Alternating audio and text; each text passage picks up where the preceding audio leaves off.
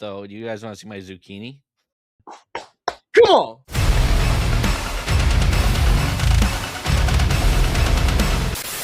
What's up, everybody? Revival House, of course. We're here with Michael, who's pretty much with us every couple of weeks.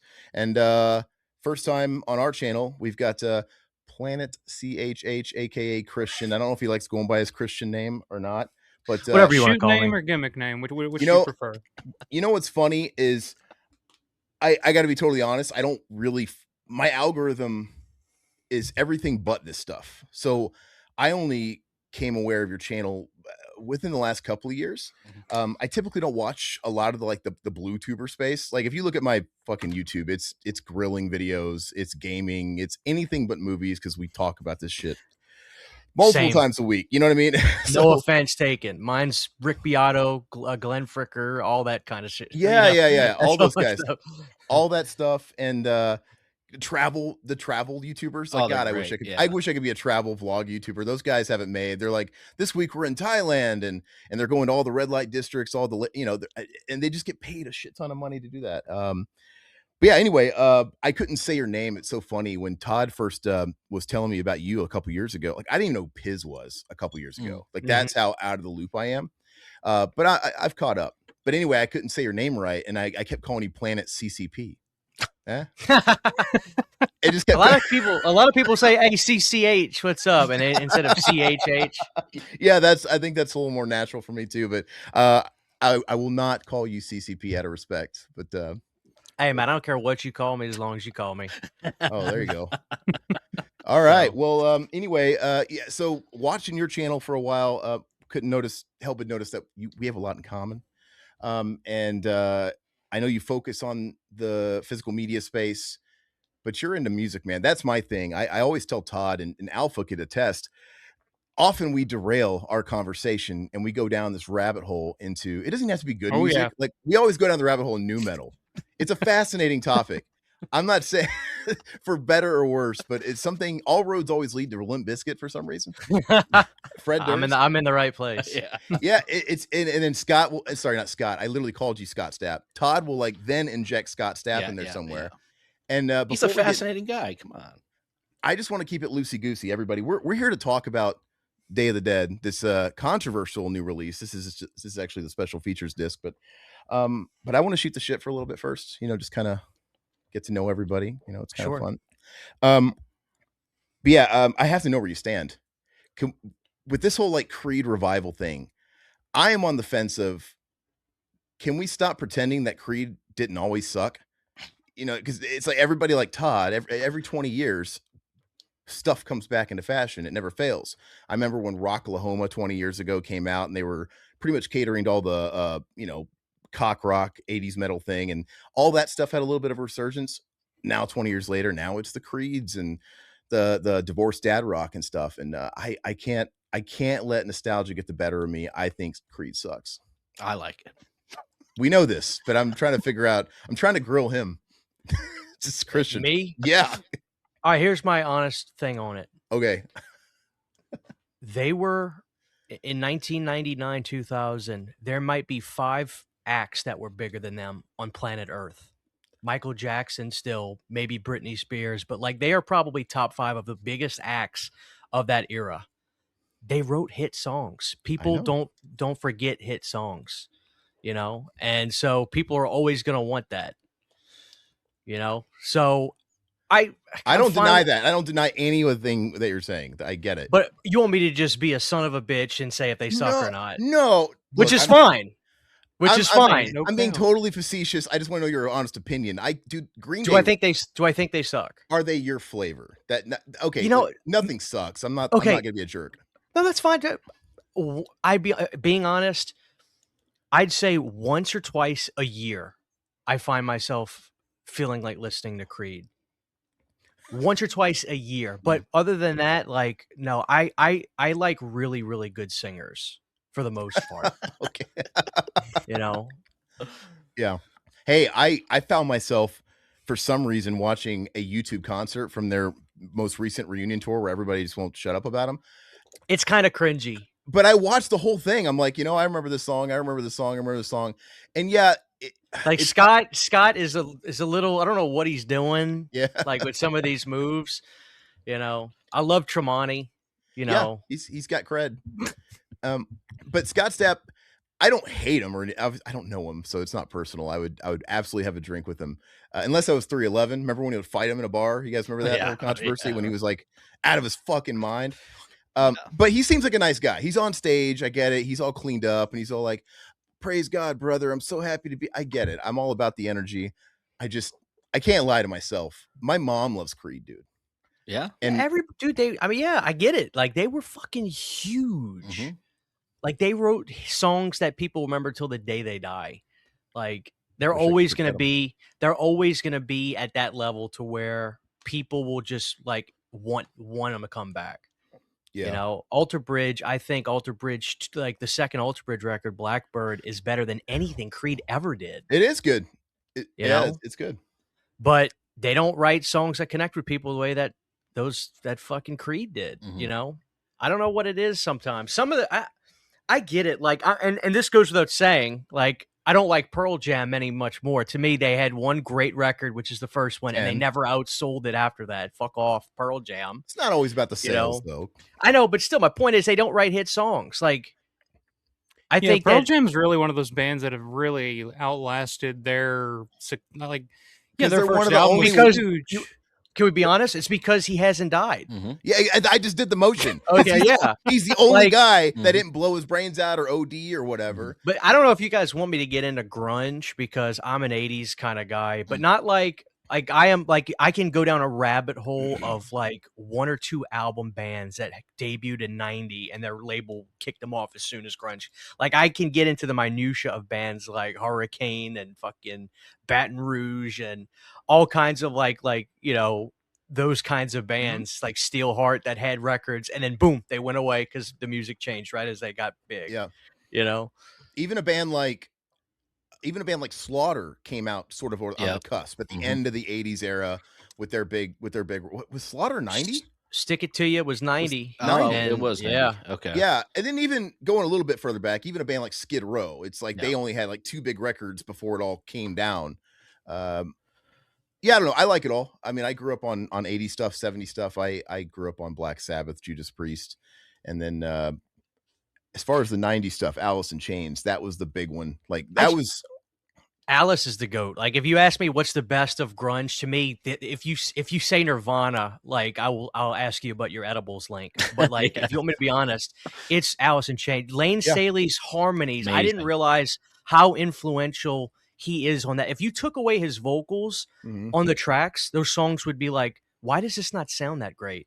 That's how good the guitar player. I'm sorry. Jerry. Jerry Yeah. Cantrell, Mhm. all the singing he does, if you He's took that great. out of the Yeah. songs, you'd say, what the fuck? Why does this sound okay? That's was how about- good he is. I was about to say when I thought you were going the Lane route, is his solo records are fantastic. And there's no and it's basic, because Jerry is the chief songwriter of Alice. Mhm.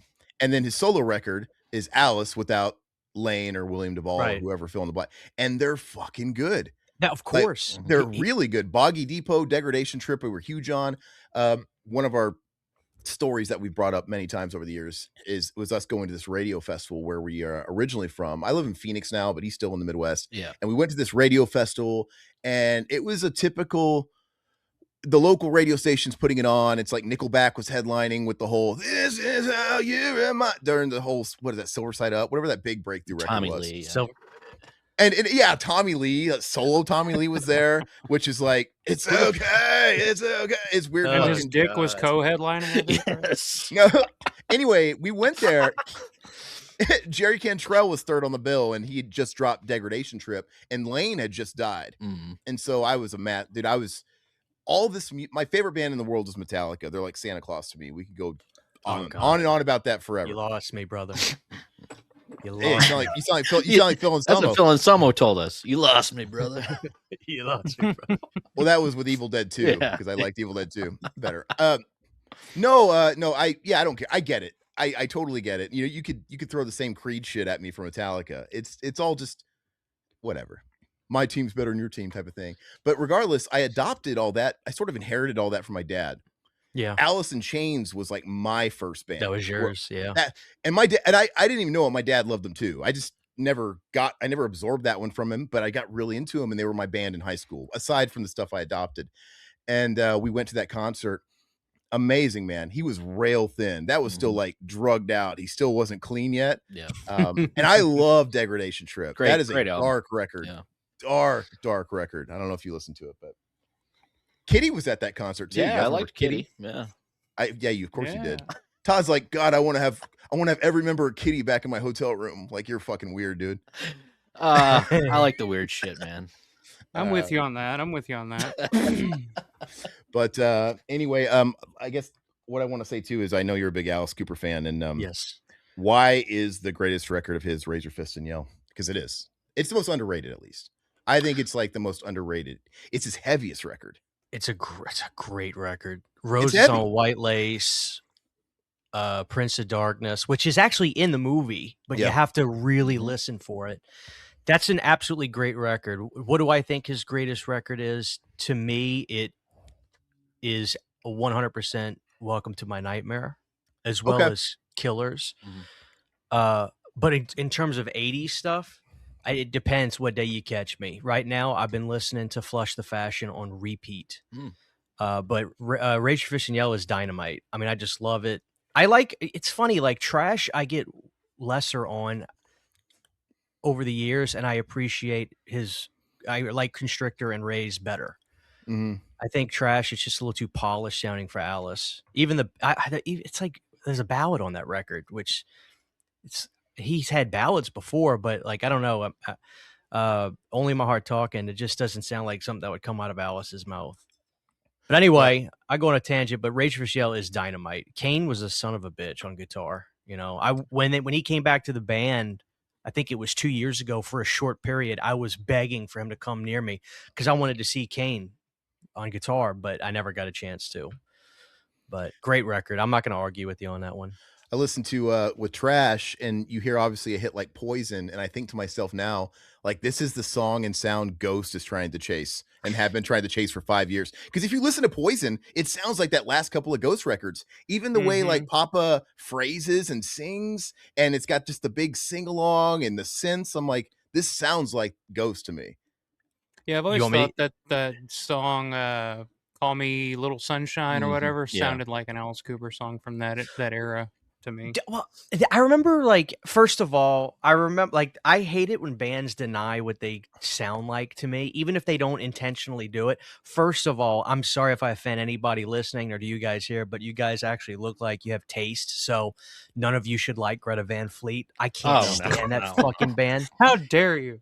I know. I'm saying I assumed you guys didn't like, but like I remember somebody was like, "You guys sound like Led Zeppelin," and they're like, "Oh, we're inspired by Aerosmith." It's like, okay, yeah, sure. Yeah. But I hate that fucking band. You will never convince me that's not a parody band. Yeah.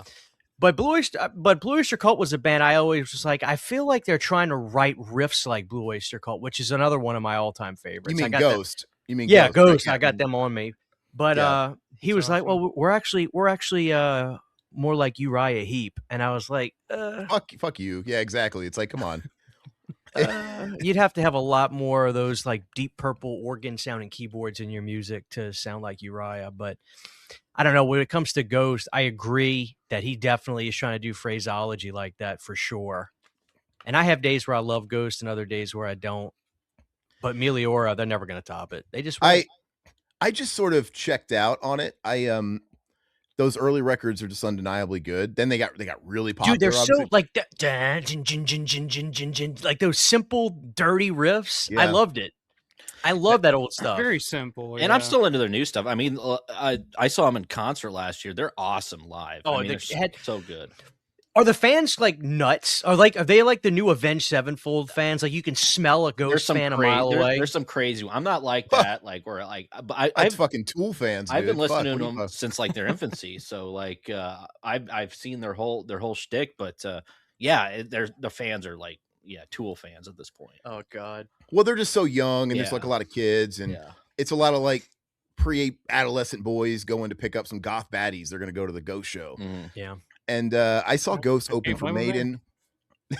I saw Ghost open for Maiden. Then like the next year they were headlining like bigger places with Prickwell. And that's actually my favorite record because I'm a big 70s. Yeah, I'm a 70s prog guy, and that's where they were tapping into that 70s vibe on that one, and I really, really like it. Then obviously they went, and I don't know why, they went 80s with the last couple, and they just didn't grab me. Maybe I was just over it. I'm not saying they're not good. I'm like, I don't know, I can't click with it. But yeah, that happens sometimes where I'll like get into a band for a couple of albums, and then they'll drop one album, and it's just like, all right, maybe I'm kind of done. Yeah, I was just try, and I'm just like, I was so into Prequel that it would only be natural that I would be all over whatever their next record was. And just for whatever reason, it's like, maybe there's just so much other stuff going on at the time, and I just didn't give any time to bond with it. But it is what it is. Now you say I have taste, but yet you don't like Metallica. But I forgive you. I've seen Greta Van Fleet a couple of times because they've opened they've opened for Metallica. Yeah, I know. That is disturbing. I know, dude. I didn't want to be there. I didn't want to be there. For the record, I don't dislike Metallica. I have a buddy that like, I swear that's all he listens to. And I'm like, dude, like, how about you put on some fucking like, Testament or like Overkill, like listen to another, but like he's one of those people like 99.9% of Metallica fans. Like what other thrash bands do you listen to? What's thrash? Like, you know what I'm saying? Like he's one of those. So like I'm projecting that onto you. Because you have 99 or whatever percentile people that don't know anything outside of them in the genre, that explains exactly why they're the biggest hard rock band of all time, because they have that sort of casual, I said that weird, filthy casual audience. Casual. You're right. You're right. That's what annoys me. So it's not really so much. I mean, I hate Saint Anger. I think they still should be in prison for that. Yeah, thank you. Because I've been arguing with these two about Saint Anger, how shitty it is. Wait, hold on. When have I ever said it was great? What the fuck? Okay, that's what I'm saying. And this is what my buddy goes, dude, the lyrics are great. Who gives a fuck about the lyrics? The lyrics are terrible. That's the worst part. It's trash. It's not trash. You guys are trying to talk me into Saint Anger a lot. Like, one, yeah. I'm like, fuck. Look, I just can't do it, man. I'm sure I listen to albums that you guys like, Christian. Look. Really? But the one fascinating thing about Saint Anger is time benefits Metallica like no other band. Right now, there are people that, they got these load and reload remasters. All these remasters have been coming out. Everybody's been all about these load records, and you see online, and people are like, "Oh, I love the fucking back half of Reload, like whatever." So underrated, bro. Yeah. But I'm saying that was not like it back then. Everybody obviously not everybody, because they still had hits and sold shit tons of records. But certain true fans with the V didn't jive with it. But now everybody is, because the thing is that was some kid's entry point into the band, and now that's the way it is with Saint Anger. Saint Anger is 23 years old now, so there are drinking adults that grew up with that, and they love it. It's all over the place, and I think it's fascinating that history revises itself.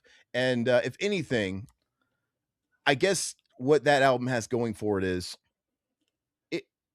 it's still being talked about, for better or worse, because sometimes you have an album that's just kind of blah. It sounds like the band, but it's kind of, we've heard it before a million times. People will still be talking about Saint Anger in 20 years. They're not going to be talking about Slayer, Christ Illusion. As much as I think that record's fine. With Metallica, I don't think people are going to be talking about like Hardwired or their previous album 20 years. They'll be still talking about Saint Anger. I like Saint Anger because it's an experimental album. It's Metallica being experimental and really stripped down and really going outside the box, for good or worse. It sounds stuck to my ears. Yeah, and the story behind it too, I think, adds a lot, because I love that documentary. Me and fucking Aaron always. The documentary's good. It's funny. And it's just like the making of that album. It's almost like the soundtrack to that documentary. Quit the fucking band. I remember I offended my buddy so bad. That's what I felt day. like last week when you guys were going at it. I felt like Kirk Hammett. That's it. Didn't I was just wanting to do the fucking thing while you guys were fucking Larson and Jamesing it up. I remember having this argument with my buddy like probably a month ago, and he would not shut the fuck up about Saint Anger. And finally I was like, dude, listen, it's the worst Seven Dust album ever made. And he finally had no response to it, because he actually he's listening to Seven Dust. And I was like, dude, listen to this.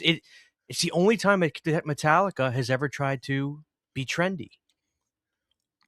As Kurt said, really. Can I say something that's just bullshit here? Not having guitar solos dates it to this period. That's what he said. Kirk was trying to he called it. He was trying to fight the good fight. He was. God bless Kirk. Yeah. But I love that clip, Alpha, where he's just like, he's playing the dumbest fucking lick, and they're just like they can't get him to listen to him from the sound booth. Like Kirk, and it's the like, what are you 2? What are you playing? Yeah. And then remember when like James is trying to teach him the stupidest fucking ABC riff ever? He's like, yeah, no that fret, no that fret. I like no, when Lars. I like when Lars is trying to get a little experimental with the drum beat, and James is just like, he's just like, James, Lars. I'm just saying, I'm just kind of used to the drummer doing the beat part, and Lars is like, what the fuck are you talking about here? Yeah, it just starts another fight. Well, the one of the funniest James Hetfield quotes ever is when somebody asked him about, because obviously Lars Ulrich gets a lot of hate. It's like, do you think Lars is a good drummer? He's like, I don't even think Lars is the best drummer in Metallica. And it was that's a great point. Fucking hysterical. I love it, dude. I could talk funny. music forever and ever and ever. I would really, really delete that. I would delete that. Yeah, yeah. I really delete that. The only thing I remember about that documentary is I swear Lars loves to argue just to fucking argue. Like, in no planet is Frantic a better title than Saint Anger. That's actually an amazing title. I think it should be called Frantic. Oh, Jesus. And everybody's like, no. And I just want to scream at the screen like, dude, just shut up. Like, just stop. I love Frantic's a better name for the brutal, man. Yeah, it makes no sense. And well, I really think they really get tunnel vision, man. They have too many yes men around at times. Oh God, come on. I think it's an embarrassment looking back at that doc. It is hysterical, but it's just like some stuff like you can't record. Like Dirty Laundry. They shouldn't have aired it in a way, but it makes for a great documentary. Maybe not such a good. Hey, Dave Mustaine. I mean, he made his cameo. Oh, I love. Dude, they exploited him. They exploited his ass to get him. But I love Dave Mustaine. But yeah, so funny. Yeah. It's funny. I like when he's talking to his dad, and he's asking about the track, and he was like, oh, the only other person that heard it, Cliff Bernstein, and he said that should lead the record, be the first track of the record. He's like, well, that may be, but I would really, really delete that. Cliff Bernstein, so. Cliff Bernstein, their manager's like, oh, it was when they were doing the Presidio sessions when it was like stuff that they got scrapped, and it was. You remember that track, Alpha? It was like somebody wailing down a well. It was like, ah! It was stuff that even Tom Waits wouldn't touch, or fucking. It was just really out there. Lou Reed when they were doing fucking Lou Reed. Well, we could go on. They may use that for that one, but anyway, yeah. Anyway, but come on, man, you can't deny that. The thing with Metallica is, unlike other legacy acts or bands that hit a certain stratosphere, I was telling Todd this the other day. Bands like Zeppelin, who just barely went over a decade, or the Beatles, who didn't even, I don't think they even really made it. All their shit was within a decade. Metallica just kept going, and it's like their first decade. You could. It's kind of on par with some of those other bands. They just didn't fucking drown in their own vomit or swallow their tongue drunk, or they just survived. And not very many bands have like I can't think of any bands that have like Cliff absolutely flawless. But, well, yeah, he got crushed. Well, in my opinion, I really think the thing about Metallica is the same you'll see with a lot of different acts. Not saying that they're one-hit wonders by any stretch of the imagination, but whenever you're a group or an artist that has a song or a record that there's like this, I wouldn't even call it a glass ceiling. It's getting above the heavens in how big a record could get, to where you are never going to not be an act that is less than known by everybody. And that Black Album was so big that it doesn't matter if they went and made a Lullaby record. People would remember them till they died. That's how big that record was. Yeah. I really think the Black Album is the reason that we still know them today. Not saying that they didn't put good stuff out after that, but when you have a record like that, or Purple Rain, if you ask people, do you like Prince? Oh yeah, name 5 songs. They'll name 2. But that's how big those records were. And I think that's with Metallica. That's how big the Black Album. Isn't it like top 10 of the biggest selling records of all time? At least 20.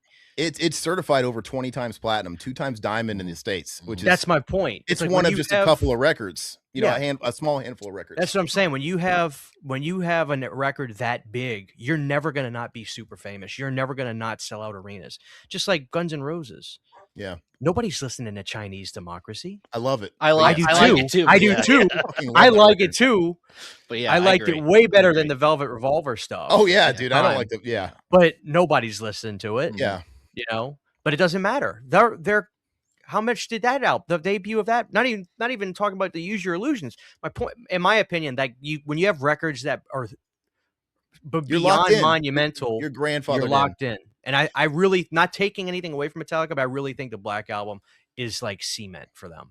They're not going anywhere. But I also think Metallica are they're a really business savvy, smart band. To me, Metallica, like the career, the lifespan of that band really mirrors Kiss a lot. Because when Kiss took off the makeup on a bigger level. Well, yeah, but I mean, but Kiss is still around. Kiss still sells tickets. Kiss still sells Kiss caskets, whatever. Metallica's the same way. Metallica, when they cut the hair off and took a different route in the 90s, as opposed to trying to stick with the same shit they were doing in the 80s, like their contemporaries were. The contemporaries couldn't adjust. Metallica could.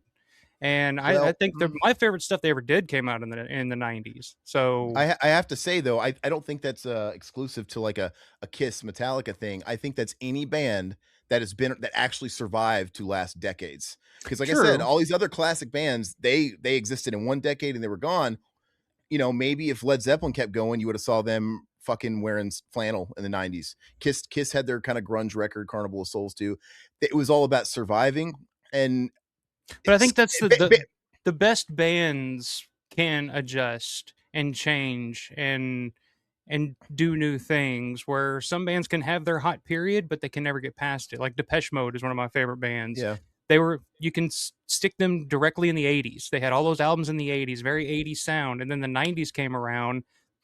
Fucking Dave Gahan started doing heroin, and they put out Violator and fucking, you know, and changed their sound a little bit to fit with the 90s. And now they're lasting, and now they're still selling out arenas to this day because they changed with the times. They never felt stuck in one genre or one period of time. That's absolutely true about Kiss. And with those bands, like a band like Kiss, though, you can't just limit it to the big bands like Kiss or Metallica or whoever, because they all tried it. Like Skid Row tried it. Skid Row put out Subhuman Race. They tried to kind of blend and make it have a little bit more of an alternative sound of record. It's not very good. Some bands had more success with that than others. Alice was like that, for sure. Yeah. Alice was doing new wave records in the early 80s, and you know, a lot of cocaine too, but absolutely, he definitely pivoted. And a lot of those guys are like, we gotta get outside songwriters and get hit makers with us. Kiss is the worst, actually, because they've literally jumped on every fucking trend. Obviously, famously with "I Was Made for Loving You," a little bit of disco on the Dynasty record. The whole record's not fucking disco. Some people like to think it is, but that big hit is their biggest hit. And then obviously they went full on butt rock in the 80s, which I actually love those records. I love Crazy Nights. And then they moved. Then they tried a grunge thing. They've literally hopped on and then when it was fashionable to like go back and put the makeup on for the big reunion farewell, they did that too. That was kind of part of the trend. They always followed it, man. Yeah. The best bands can.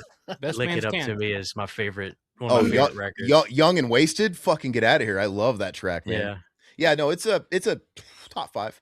I love Creatures of the Night. I like Revenge. I like Crazy Nights, and classic era. I like Destroyer. That's probably my top 5. But anyway, enough about that. Alpha, I'm glad. It's funny, Alpha. I don't even know what you like, because whenever we talk about music, you just always talk about like your goth days when you're in high school. I don't even know what you listen to today. Snake River Conspiracy. That's what's. He's like, I liked Orgy back in the day. And like, okay. I see the Corpses poster in the background. Yep. I got a question. Yep. Okay. Solo Zombie or White Zombie? Look, the Hellbilly Deluxe was just an extension. That's exactly where White Zombie was going. Yeah. But that's where it ends. Yeah. Hellbilly Deluxe I like White Zombie. I'm always been White Zombie. I'm White Zombie. Yeah. I'm a Rob Zombie guy. I like Rob Zombie solo stuff. I like Rob Zombie solo stuff too, but I don't. White Zombie guy. I like the first one. That's it. But here's my question. Here's my question for everybody. Name a record Rob has done that's better than Astro Creep. None. Hellbilly Deluxe. I rest my case. I rest my case. Urge. No. No, Sinister is close. Start to finish, man. Those albums, man, they fucking bang. Hellbilly Deluxe.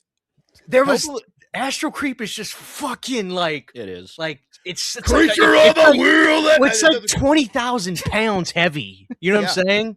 It's thick. It's a thick record, and even the singles don't get old. The ones they play on the radio, they Supercharger Heaven doesn't get old. And it's a fantastic record. I think Hellbilly Deluxe, to be fair, there's an argument there just because it is catchy. The whole record is very much time. I remember getting it at Kmart when I was a little kid. I remember getting that CD at Kmart, man. And the one you bought at Kmart didn't have the pentagrams in the side, the spine. I don't know if you remember that. It did. If it's from Kmart, I'm sure it didn't. Yeah. Because my dad also got it and his had the pentagrams. Like, what the fuck? I got ripped off because they neutered the art a little bit. You wouldn't have, you might not have noticed it if you didn't have something to compare it to. By the way, that's his best movie. He will never touch A House with a Thousand Corpses. Devil's Rejects is not better than House with a Thousand Corpses. I will fight. Yes. I will fight for House of 1000. We argue about this. Alpha's biting his tongue because come on, dude. I'm a house. Hey, guy. we can find some common ground. He's got Texas Chainsaw behind him. Yeah, that's the greatest horror movie ever made. Yeah. We're fine. We're gonna get along just fine. Yeah, we're good. Nothing checks all like House. I love House of 1000 Corpses. One of my favorites, especially from the time period that it came out in 2003. There was nothing else like it that was coming out at the time. So yeah, but. Man, Devil's Rejects, one of the greatest theater experiences of my life. Literally a movie that checks every single box. There's comedy. There's some like hardcore, gritty horror to it. There's action. I mean, the character development, you go from hating these people at the beginning of the movie to liking them at the end. And the person that you like at the beginning, you hate at the end. What exactly is the comedy, by the way? The Chinese, Japanese, dirty knees? No, it's you want me to take a chicken, cut its head off, and go, I thought about fucking me a chicken. Well, listen, here's the thing. It is a masterpiece. I love Devil's Rejects too. But tell me anything like the opening scene of House in the gas station. Me and my brother, for 20 years, when we call each other, we fucking quote the gas. Like, he'll call me and just say, quit shoving them damn paper towels down the toilet. And I'm wondering myself, I was like, Trey, my brother's name Trey. I'm like, Trey, what is that dude doing in the bathroom shoving paper towels in the toilet? and then when they have the hold up and he gets the old man out the bathroom, he's so unbothered coming out of the bathroom while he's got a gun pointed at. Like, that opening gas station scene has to be the funniest scene in history. It's just hysterical. And then when they're like, hold him up, and you see, I learned this from listening to a commentary. When he did that, everybody on the other side of the camera is literally bursting laughing. So you actually see Captain like smirk a little bit and look around because he knows he made everybody. That nothing will ever top that scene to me. Sid was amazing in that one. I mean, he's good in the My biggest issue with House though is probably the last 15-20 minutes. What? And I like that. I like how crazy it's kind of a mess. It's kind of a mess. Dude, it's the great Dr. Satan. Dr. Satan stuff is I like the Dr. Dude, the Dr. Satan stuff is silly. It's kind of a mess. It's silly. You guys are killing me. Dr. Satan, dude, that's the fucking gnarliest fucking shit I've ever seen in my life. That scene. What is he doing to that dude in the chair? He's got his skull ripped up. Come on, I'm with Christian on this, man. I love Dr. It was weird. It was like, what the hell did I just watch? I'll give you that, and I rewound the fucking tape.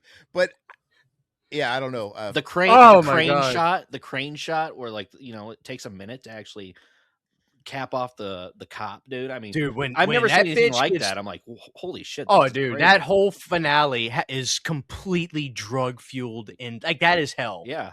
That is hell to me. I will ride or die for House. Yes, but I love Devils too. Devils is great. I think Rob Zombie gets more real estate on our channel than anybody else. God bless you guys. No, well, it's not always for the pretty. Like we go at it, and because I think he's a hack that had. I'm the one that's constantly having to defend Rob. We fight about this all the time. Who defends Rob? Who defends Rob? I love Rob. You do? I love Rob. Yeah. Okay, so let me ask you something. Yeah. Rob Zombie's Halloween 2. It's fucking horrible. I'm out of here. I'm leaving. I'm out of here. It's terrible. I'll take that Rob Zombie Halloween films over the Blumhouse? The Blumhouse films. God bless you. Any day. God bless you. Yeah. Same. What a fucking mess those are. Yeah. I'm not gonna call him a hack because that's mean. But what I mean is, Now, dude, say what you chest. No, he just, dude, he couldn't keep it going. And he made the wrong, and it really pains you when you see a filmmaker that is on a trajectory and they make the wrong business moves. I mean, I get it. They don't have a crystal ball, but him doing Halloween, you could argue that he should never did Halloween, but I think Halloween was a smart business move, maybe not artistic move. And I like his first Halloween. It's fun. I appreciate that he did something different. I also acknowledge where the studio interference clearly was, and I'm not going to blame him for that. But when he had that, he was given the keys to the kingdom of an established franchise. Mm-hmm. You know, it catapulted him to the next level. Like 20 something million opening weekend. He went from bubbling new hotness in the underground horror community to bam. He should have taken that heat and then tried to do something original. And I don't really know if he had all that power because he was working with the Weinsteins. I don't know, because he was saying, "Oh, I'll never fucking do a second one." Here I am doing the second one a year later.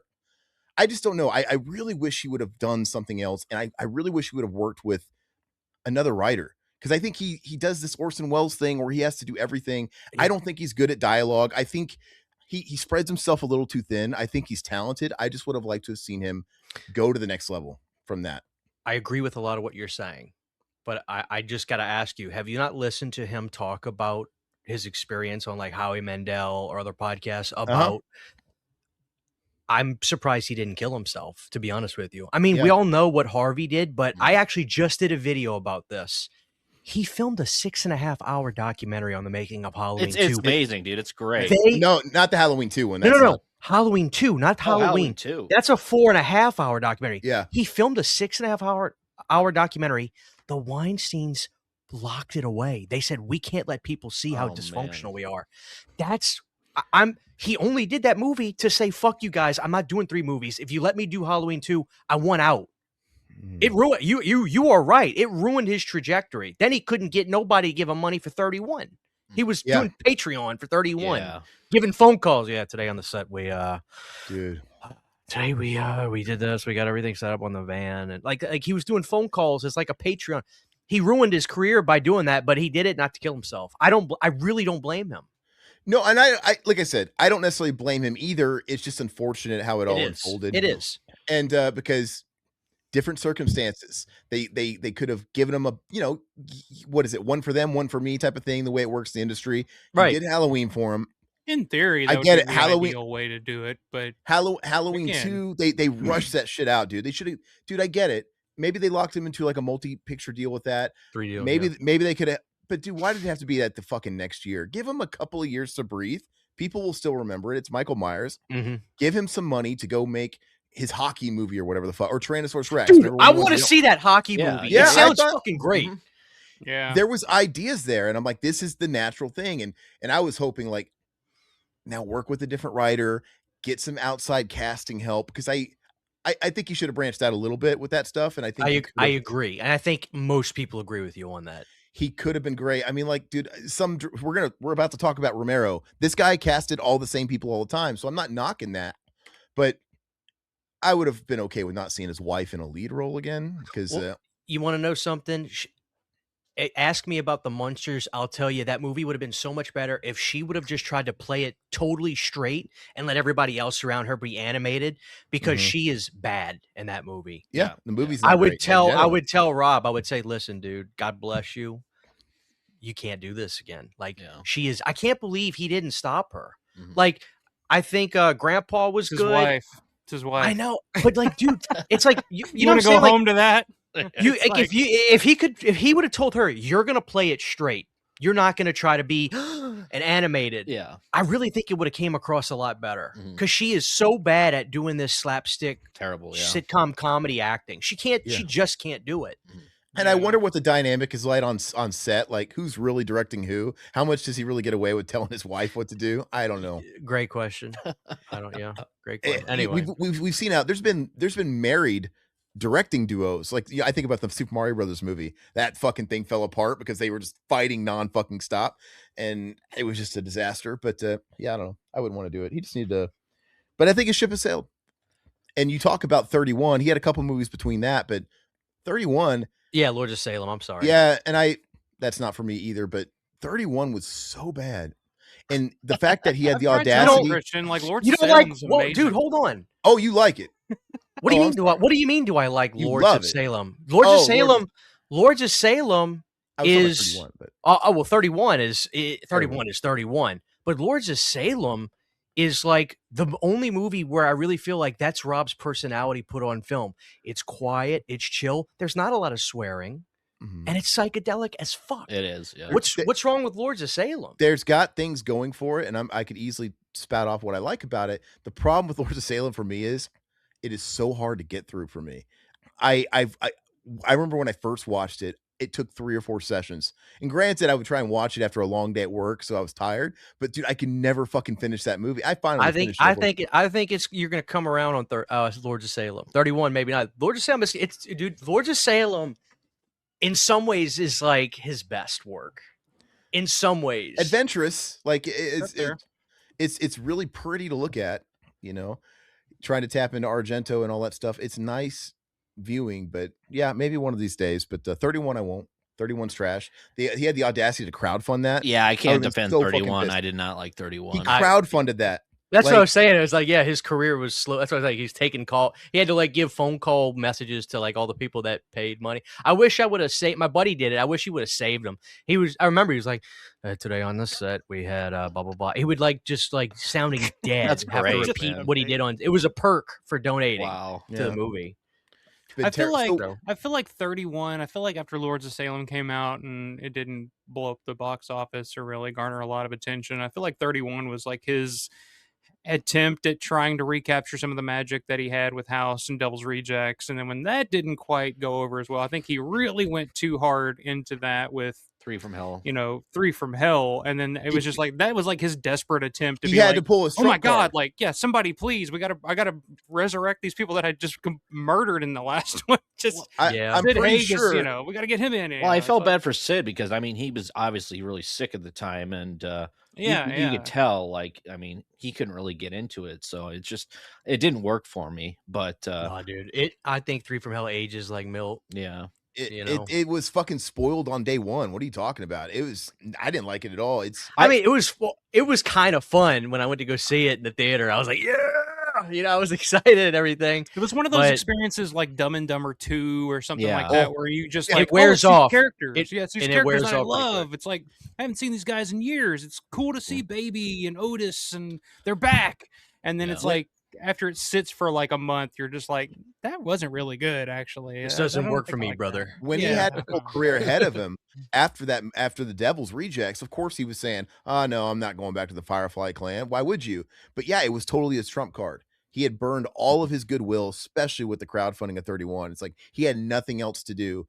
Everybody liked the Firefly people, and it's like, what else could he do? And the fact that he could have, I don't know, is it possible to have made a good movie out of that? Even if it was of 3 from Hell or 31? 3 from Hell, like that was his ace, and that was his trump card. It had one decent act to it. I don't know, it was Mexico, the first I don't act, remember. I don't remember. Oh, are you talking about with the clown? Yeah, I think so. When the clown, is that Richard Brake? The ice cream man. I don't remember. Who he was in Waterboy. Oh, Clint Howard. Clint Howard. Thank you. You remember when he shows up, that scene where the whole movie should have been a prison outbreak. Yeah, that should have been the whole movie, Mm-hmm. in my opinion. Yeah. So yeah, I don't know. But hey, guys, let's talk about Day of the Dead. Oh, okay. Let's talk about Day of the Dead. We've hit on everything we usually talk about: music, Rob Zombie. Yeah. Let's hit on. There was no. Well, Christian brought up Seven Dust, so technically new metal. We did hit Seven was Dust. mentioned. It's Seven Dust. Yeah. I was trying to avoid new metal, but anyway, yeah. So everybody's talking about this thing. Like I said, this is just the special edition, special features disc. But yeah, everybody's got an opinion on this thing, and I get why people are upset. Obviously, the big who fucking thing. I can't talk anymore. The fucking throat is so tired from talking about Scott Stapp and Metallica. Is the audio, and I'm not like an historian like Alpha, especially with this movie. I'm a Dawn guy. I think Dawn is better in every conceivable way. And this is something that frustrates people. I mean, the fandom of George Romero is a little passionate. I like this movie. I think it's a 7 out of 10. That's a really good movie for me. But We argue about this all the time. You could swear that I was just pissing on it when I say that to some people. I think Dawn's a perfect movie. I think Dawn is a 10 out of 10. So I just don't think it's as good. And I would have loved to have seen the original script that everybody always talks about. I mean, that probably would have been amazing. You know, obviously, you know, Alpha, right? Didn't they say a lot of that went to Land of the Dead and kind of, you know, piecemeal? Yeah, there were like originally like 5 different scripts. Like from what they whittled it down to from the first script. Like the first script was like 240 pages long. I mean, it was a fucking epic. You could have made a television series out of that first script. And then they've whittled it down more and more and more to by the time it got to what we got, it was the 5th draft of that script, and they had pretty much cut everything out. And a lot of it did end up in Land of the Dead years later, or a lot of the ideas at least. Well, I would have liked that original movie, I'm sure, a lot better. And it's for it to have been concluded in one trilogy, and we wouldn't have even needed Land because Land's not very good. But anyway, so I'm not like a super massive historian on it. And I watched this, and I watched the Dolby Atmos mix. I didn't even catch it. I didn't even catch all the little changes that everybody's people have already done your homework for you. It's like it's out there, all the things that they changed and stuff. I didn't really catch it on my first listen. I had to go back after people said it. Like, oh, okay. And I bet you $1 million, 95% of other people didn't catch it either. And all it takes is for one person to say it. And I'm not saying that's makes it okay, because from a preservation standpoint, they obviously fucked up. I don't know what Scream Factory's doing. I'm not trying to shit on Scream Factory because they used to own the space. Mm-hmm. Like they were awesome a decade plus ago, and they really haven't done anything in the last few years, and they're just kind of letting everybody else dominate them. So I don't know if it's like change in management. I don't know if they're I don't know what's going on with them. I don't know if they're going to be a company, but what are your thoughts on this? Because I watched all the special features, and they really seem like they put their heart and soul in obtaining, you know, all this stuff to make this. You would have thought they wouldn't have let this slip. So I don't really know where it came from. Alpha, what's your thoughts on that? So yeah, I'm kind of with, like, I don't know how the hell they let that happen. The guy that tracked down, because I mean, this was a big deal especially for Romero fans. It's always been the thing. It's like, whatever happened to the original negative for Day of the Dead? And it was always like this myth or that myth. And then when they finally announced, hey, we've got it. It's the inner positive. It's not the original negative, but it's the best we got. And it's the best probably that's out there. And so you would think that, yeah, they would really put a lot of work and detail into this restoration. And I mean, picture quality wise, in terms of the transfer, picture quality wise, it's fine. I wasn't blown away by it. And that's what I thought too. I'm like, I tried, I A-B'd them, and to me, it just seemed a little brighter. It didn't seem like this massive jump from the Blu-ray. Yeah, it's not. Yeah, it's not. It didn't blow me away. Just because I just watched it last night. In terms of the audio, I have no idea how that happened. Because what they did. So originally, if you go back to like the 2003 Anchor Bay DVD that came out, the 2-disc Anchor Bay, they had the same issue where they used this weird audio track with like dubbed in, like, instead of, shit, it's right. Mm. And it's like, where did that come from? Like, because it sounds like they took it from like the edited for TV version or something. And just, so somehow this ended up on this release, even though the 2013 Blu-ray release that Scream Factory did had the correct audio on it. So it's like, what got lost in translation here on this release? And you would think like something like this, and I gotta disagree with you when you say like they really put their heart and soul into. I said the way they are talking in the special features, the way they're talking. Right. Yeah. I mean, I'll agree with that, but I think just overall, like, and it's weird to say this about a 4-disc box set, but it feels very bare bones to me going through all of it. It was just kind of like, that's it. That's all they kind of do. Especially they gave the 2026 Shout Factory touch with the new special features where they're just Zoom calls. I mean, I guess people are lucky they got those, and it sucks because some of those interviews are really cool. I thought the interviews were pretty solid, actually. I know you probably heard a lot of these stories, Alpha, with like Lori Cardell. I thought she was great. I thought she was very fascinating with her interview, and then some of the other ones, like, I think they get a good job. It's just lazy. I think there's a lot of lazy parts. I mean, one of the interviews where they're talking about the preservation, they have the guy laved up, and they didn't even put the lav like under his shirt, so it's like you see the the wire hanging there. So I'm like, Come on, you gotta put some effort into this. Come on, and guys. as you mentioned, they use the same fucking transition for every interview on every special feature. Every interview. It didn't matter who they were talking to. It was the same thing over and over and over and over. And yeah, I agree. Some of the content of the interviews, like listening to Tina Romero talk, listening to Seuss talk, R.I.P., who just passed away just announced that she'd passed away last night. Some of those interviews are really interesting, and Lori and Greg, and great stories in there. John Harrison, it was cool listening. I really enjoyed hearing from Ernest Dickerson. Yeah. I didn't know much about what he contributed to Day of the Dead, but there's some fun anecdotes in there too. The stories are fine. I enjoy that, and I get that Scream Factory and a lot of physical media companies now don't really put a lot of time and effort into creating, full-length documentaries or featurettes like they used to, and they just kind of put interviews on there now, which is fine. But the effort that they put into the way that they, did the interviews, just the presentation of them was just kind of like it just kind of felt really repetitive, and to the point where you're just like, okay, I got to take a break because I can't look at these 3 shots again. It's like, here's the shot of Lori with the hands coming out, here's a shot of Joe Pilato, and here's a shot of Bub, and then it's like, okay, next question. And it's just like, what's that one they tacked on, the new Stink of the Dead featurette where they're just talking about the rotting guts and Joe Pilato? Yeah. It's like it's the cast relaying their memory. It's just Greg Nicotero talking about it. Yeah, like this could have been part of his interview. So I know Christian. I know you like you and Alpha. I mean, you've talked to Michael Felcher, quite a bit, and I know he did like the documentary on there from the old Blu-ray. Do you know that if he was contacted by Scream Factory about doing these special features, or? So I actually have not really. I'm peripherally associated with Michael Felcher. Mm-hmm. Dead Pit's really the guys that talk to him. So I mean, I know Michael, and I might have been on a show with him before, but I haven't really talked to him about that. But from what I understand, no, Michael has less than zero to do with anything with Scream Factory today. I can say this though, I know for a fact they don't spend money on special features.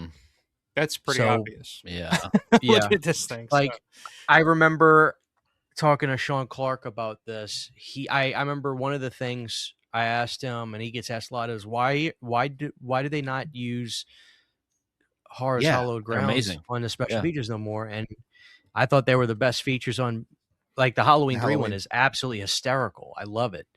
But he said, well, at first they would pay me, and then it got to a point to where they would basically cover the expense of me to do it, where I would not make a dime, but some of them were opportunities to do movies that I was really interested in. So I would do it. And then eventually they would offer me $3,000 to go to Canada to do The Fly or something, and literally would barely cover half of the expenses alone. So I would be out of pocket. So eventually I was like, no, I'm not doing it. So when you see these interviews with these guys on Skype, rest assured they probably got $50 to nothing each.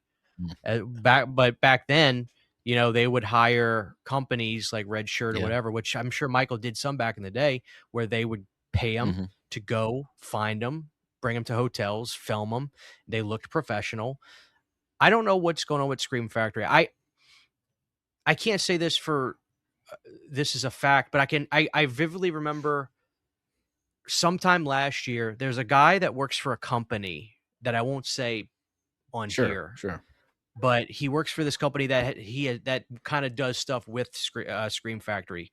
They're kind of like a company that sometimes gets involved with releases or something.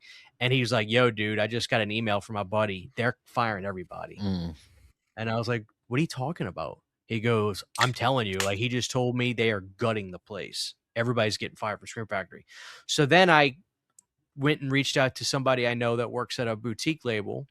And I was like, have you heard anything about this? And he was like, that's shenanigans. That's not happening. But then I go back to the other guy and I'm like, hey, I talked to somebody that works at a boutique label, competitor, and he was saying that's ridiculous. He was like, I just talked to my buddy on the phone. He's fired. He's fired. I was like, what did he do? I was like, well, what did he do? Dude, he worked like in the warehouse for his like Scream Factory, blah, blah, blah. He's like, he's fired. So then a week later, they're like, the website's getting shut down. And like all these things started happening, and then it went to Groove. I think that there is nobody there at this point there's no Cliff McMillan or anything there anymore. That's what I was going to say. It doesn't feel like there's anybody there that really is passionate about what they're doing anymore. Because, I mean, look, I mean, the artwork alone, I mean, this is obviously AI or something like that. Like, this does not... I'm at that point now. I thought maybe it was like a drawing. Like, my wife is like, does like the art where she has the iPad and the stencil and she does stuff, and it has this digital look. I gave it a pass at first when I first saw it. I thought it's probably a digital render of something. But the more I look at it, I'm like, it's almost... First off, because everybody on YouTube uses the same bullshit AI stuff for thumbnails. So, like, everybody's stuff looks the same. And it's this super aggressive, harsh contrast look. And the more I looked at the artwork of that, I'm like, yeah, I think that probably is AI artwork. I think it is. At the very least, it was like a rough draft thrown through AI filter or something. I mean, it's definitely involved. And that's just... Look, I think artists should be paid for their work, but there are artists out there that would have done it for the exposure, bro. They would have done it for little to nothing. Well, look, to be able to you do can tell. I mean, if you can see it, fucking Logan has no teeth. And this is obviously there was some AI working here, and it took his fucking teeth out. So it's like I didn't see that.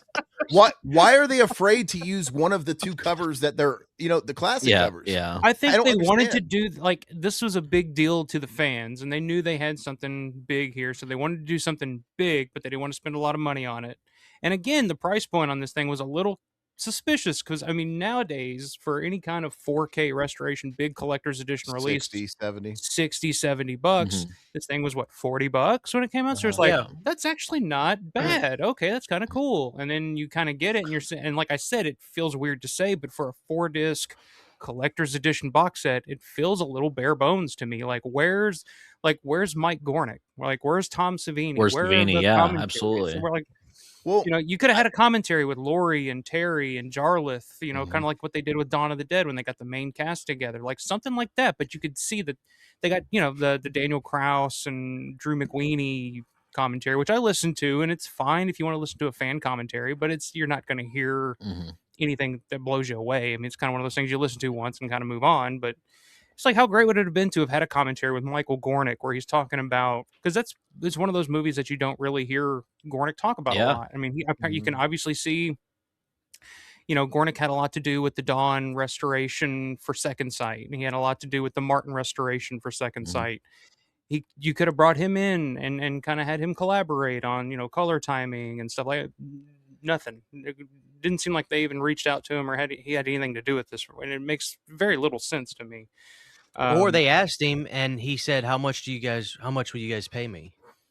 Probably that too. Yeah. Probably like, that too. I can't verbatim tell you that no, they're not spending money on special features, but if I was a betting man, I'd bet my mortgage they're not spending money. Oh, I agree. Yeah, on special features. You can see that. You can see that. Yeah, because they ported over the disc 3 is The World's End, which is the documentary. World's End.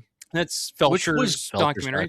Yeah, and it's basically, I mean, what else can you really do documentary wise for Day of the Dead? Sure, it's a fantastic doc.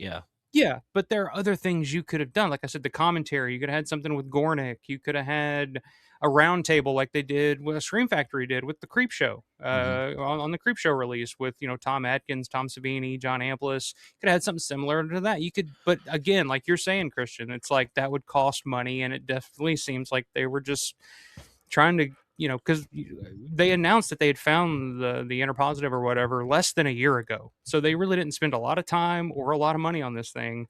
And to me, it kind of shows. So. Oh, they got Amplis, by the way, and he's on his cell phone, dude. It's not even just like a stationary Zoom call. Yeah, he's like, and it's like a 5-minute. It's like a 5-minute interview too. He's just there, and then it's just like the end. I was like, oh, okay. Looking up his nose half the time. It's like it's not that bad, but yeah, it's a phone on his couch. So if there is another release, though, hopefully they got soothed, before passing. It was good that she was actually on there. That we can. I know, rest in peace. I just heard about that yesterday. Yeah, that's sad, but I'm glad she's at least on that. So hopefully if there's another release, she'll be on that as well. So I'll say this really quick, like when I first reviewed it, first off, I was going hard against this Sinistrange release because people were showing me that they AI'd it. It's like this, and then the somebody sent me an interview with the owner of Sinistrange, and he doesn't deny it, but he doesn't say it either. I'm just like, that's brutal, you know. But they were just, I guess they were just like, well, our media book's awesome, which it is a pretty cool media book, but cool covers, but cool covers. But like when I first watched it, I have no problem admitting this. I didn't notice the rights instead of shits. I'm sorry. Yeah. Like, I didn't either. Yeah. And so nobody gave me guff about that. But once the audio stuff came out and I watched Dead Pit talk about it, you know, I'm a physical media channel, but I don't perceive myself as that. I'm always movie first. I will talk about of the movie for 75%, and then I'll get into the details. Right. So that was my thing. Was I thought it looked pretty good, although as interpositives, I thought that's another thing.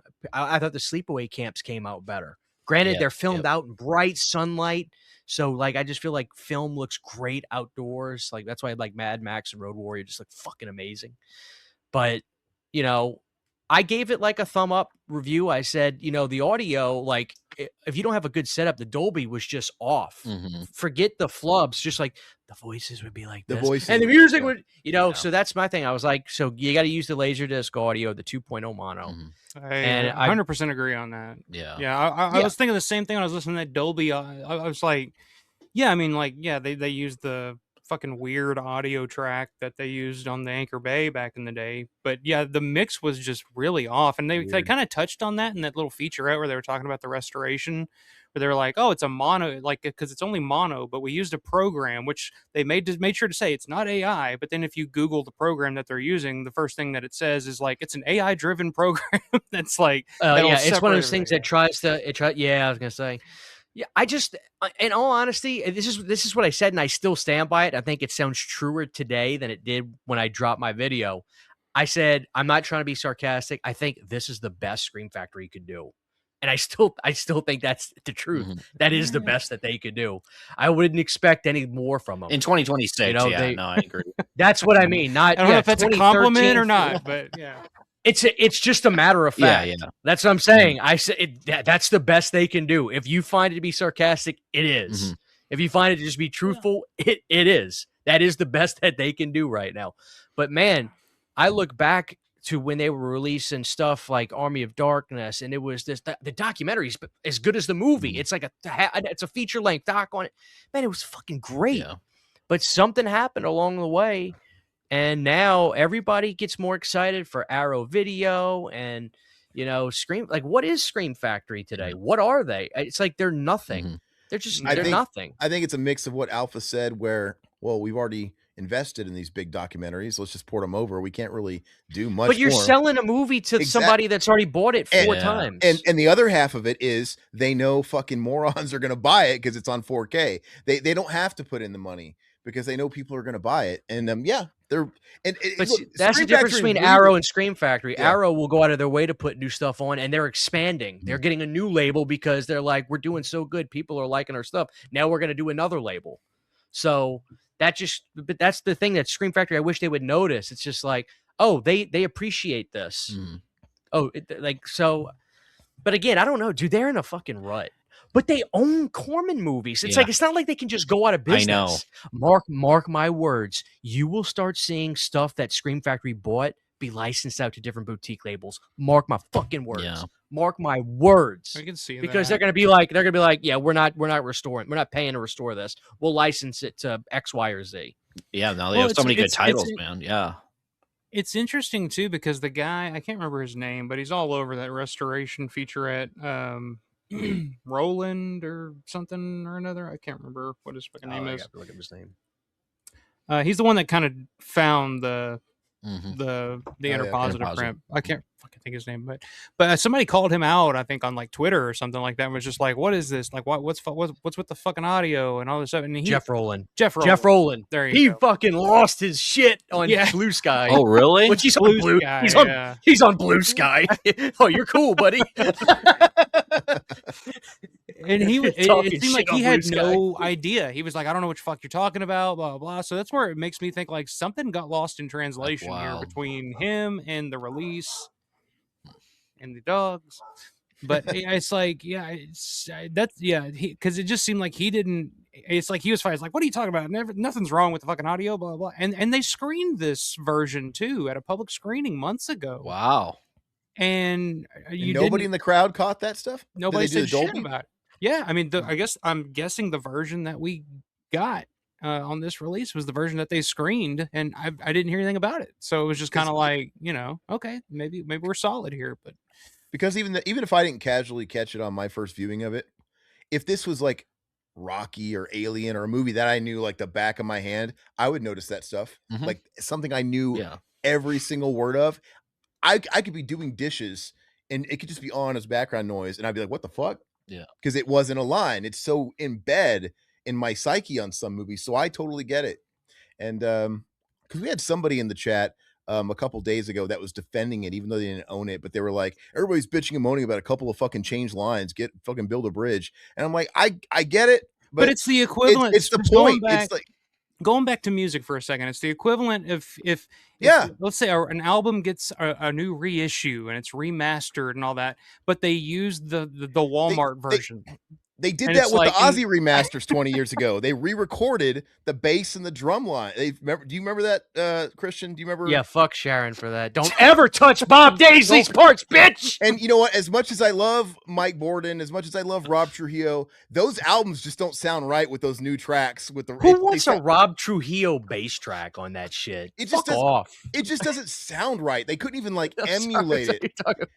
Yeah, but it sucks. It sucks. Or and the fans were like, "You better fix this shit now." Megadeth, they did. Megadeth remastered his entire collection 20 years ago, and I lost the masters to fucking Polaris on Rust in Peace, so I had to redo the vocals with his fucking aged voice. I'm like, what? And then on Cryptic Writings, I took out the stupid shit, because we were kind of experiment, Almost Honest, where it's got the synthesizers, wah, wah, wah, wah. It's got some weird 90s stuff in it. I took all that dumb shit out. Why? And on fucking on Euthanasia, I forgot the song. It's a totally different fucking. But on Euthanasia, there's this really cool timpani stuff in the background on one song, and he took it out. But the only thing I can give Dave credit for is he doesn't make the regular mixes not available. He keeps them up on Spotify and stuff, and on Apple, but he did. No, yeah, so, that's just a recent thing, my man. For fucking 2 decades, you could not find. Oh, really? You could not find the original. It was so frustrating. You couldn't find the CDs, all that shit unless you found a used copy at a place like that. Dude, it was completely overrun with all these remasters. And the same thing with Countdown to Extinction. He changed the intro to fucking Sweating Bullets. That intro was totally different. He thought that was warranted a change. The mix on Euthanasia is completely different. And anyway, that's a great example. Nobody likes it. I don't know why they think it's a great idea. It's usually to cheat somebody out of royalties. Probably. Absolutely.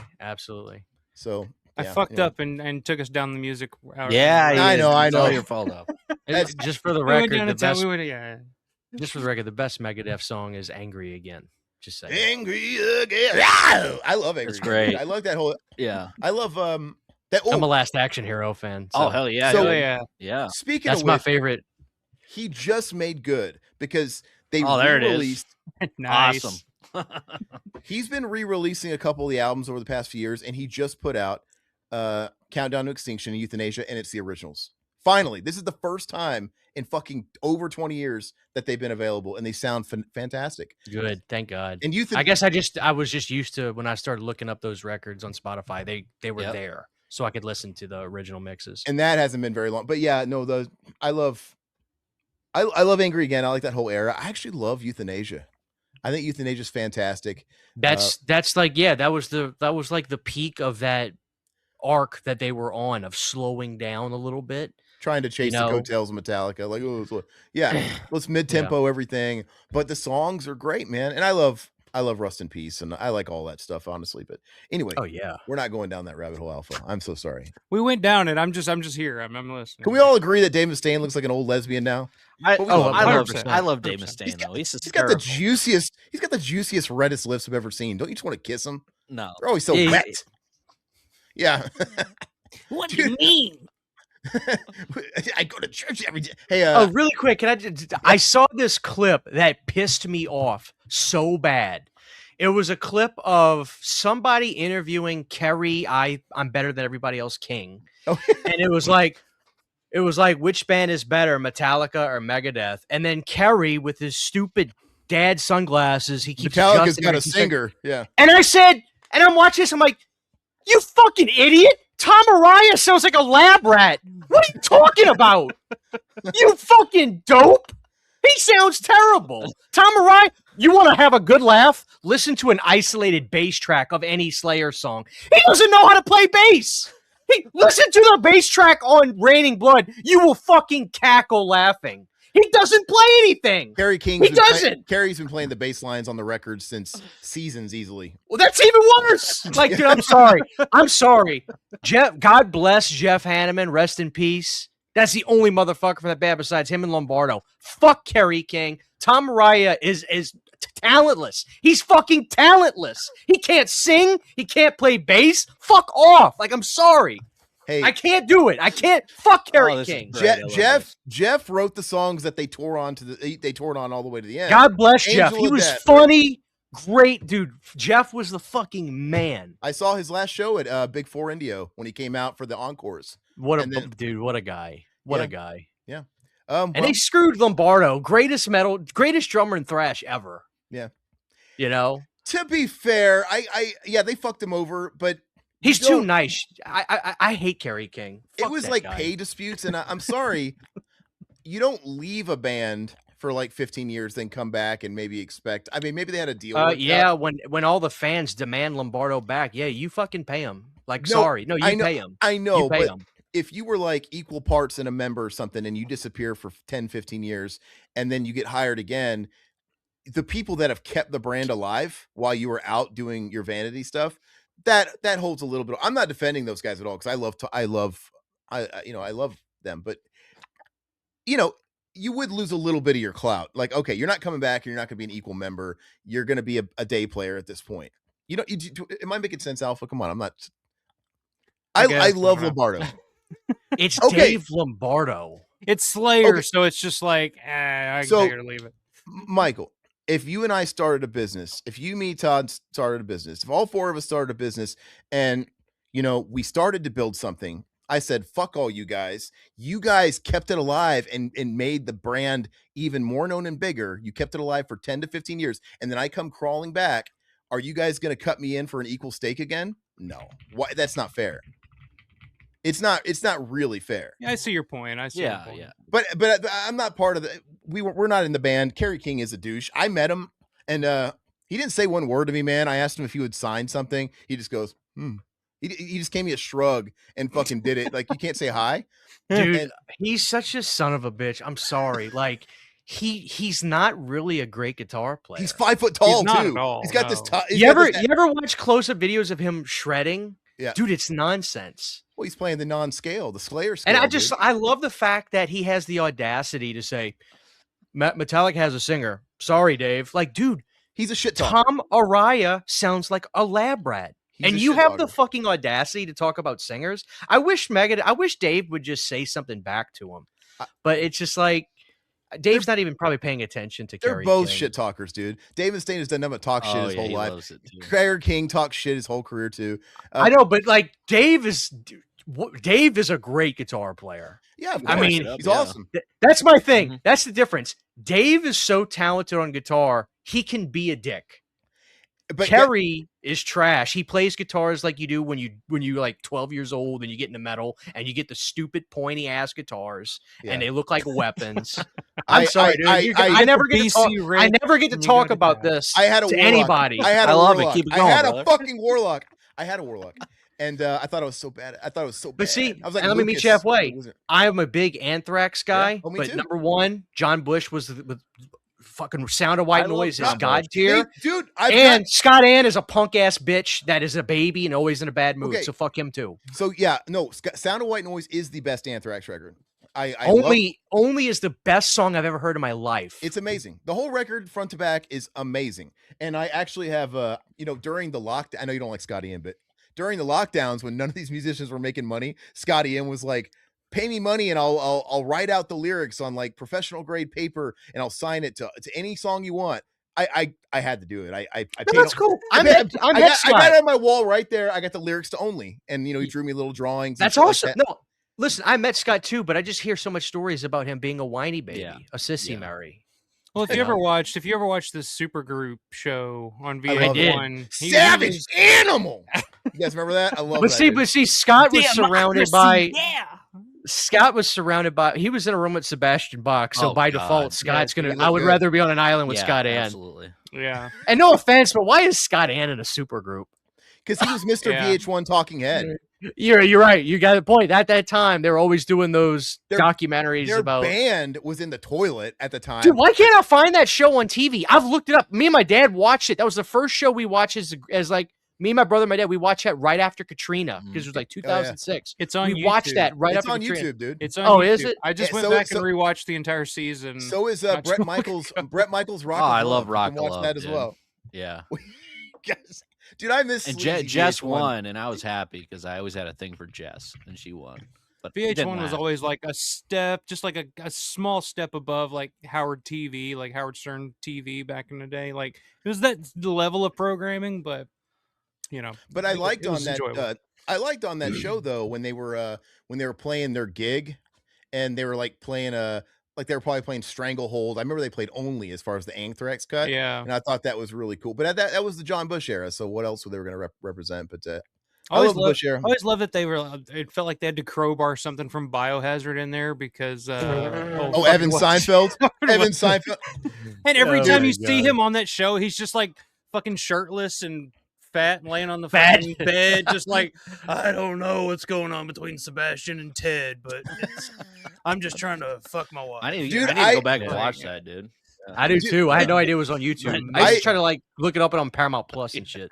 Dude, Uncle Ted I would put Uncle Ted in any fucking reality show because he's such a random card to throw in any mix. And they did that shit with Meatloaf on they had like Celebrity Big Brother. Oh, yeah, and that's the one where they had Meatloaf on it, and he's kind of out of his mind. It was out of his mind. And they had Gary Busey on there, and they had him like play the antagonist. I love Gary Busey. The guy that was like ruffling everybody's feathers. And those two got at it. And like, give me a reality show with Meatloaf, crazy Busey post brain damage. Crooked Eye. Put him on there now. Gary Busey. Yeah. And then give me. Oh God. Yeah, and then give me Uncle Ted. Give me Sebastian Bach. All of them. I love it. Where we? So when it comes to the restoration on Day of the Dead, no, this fucking thing. No, before we move on to that, since you brought it up, I have to ask you because you're John Bush. Do you like Armored Saint? Because I'm a huge Armored Saint guy. I'm so glad you brought that up.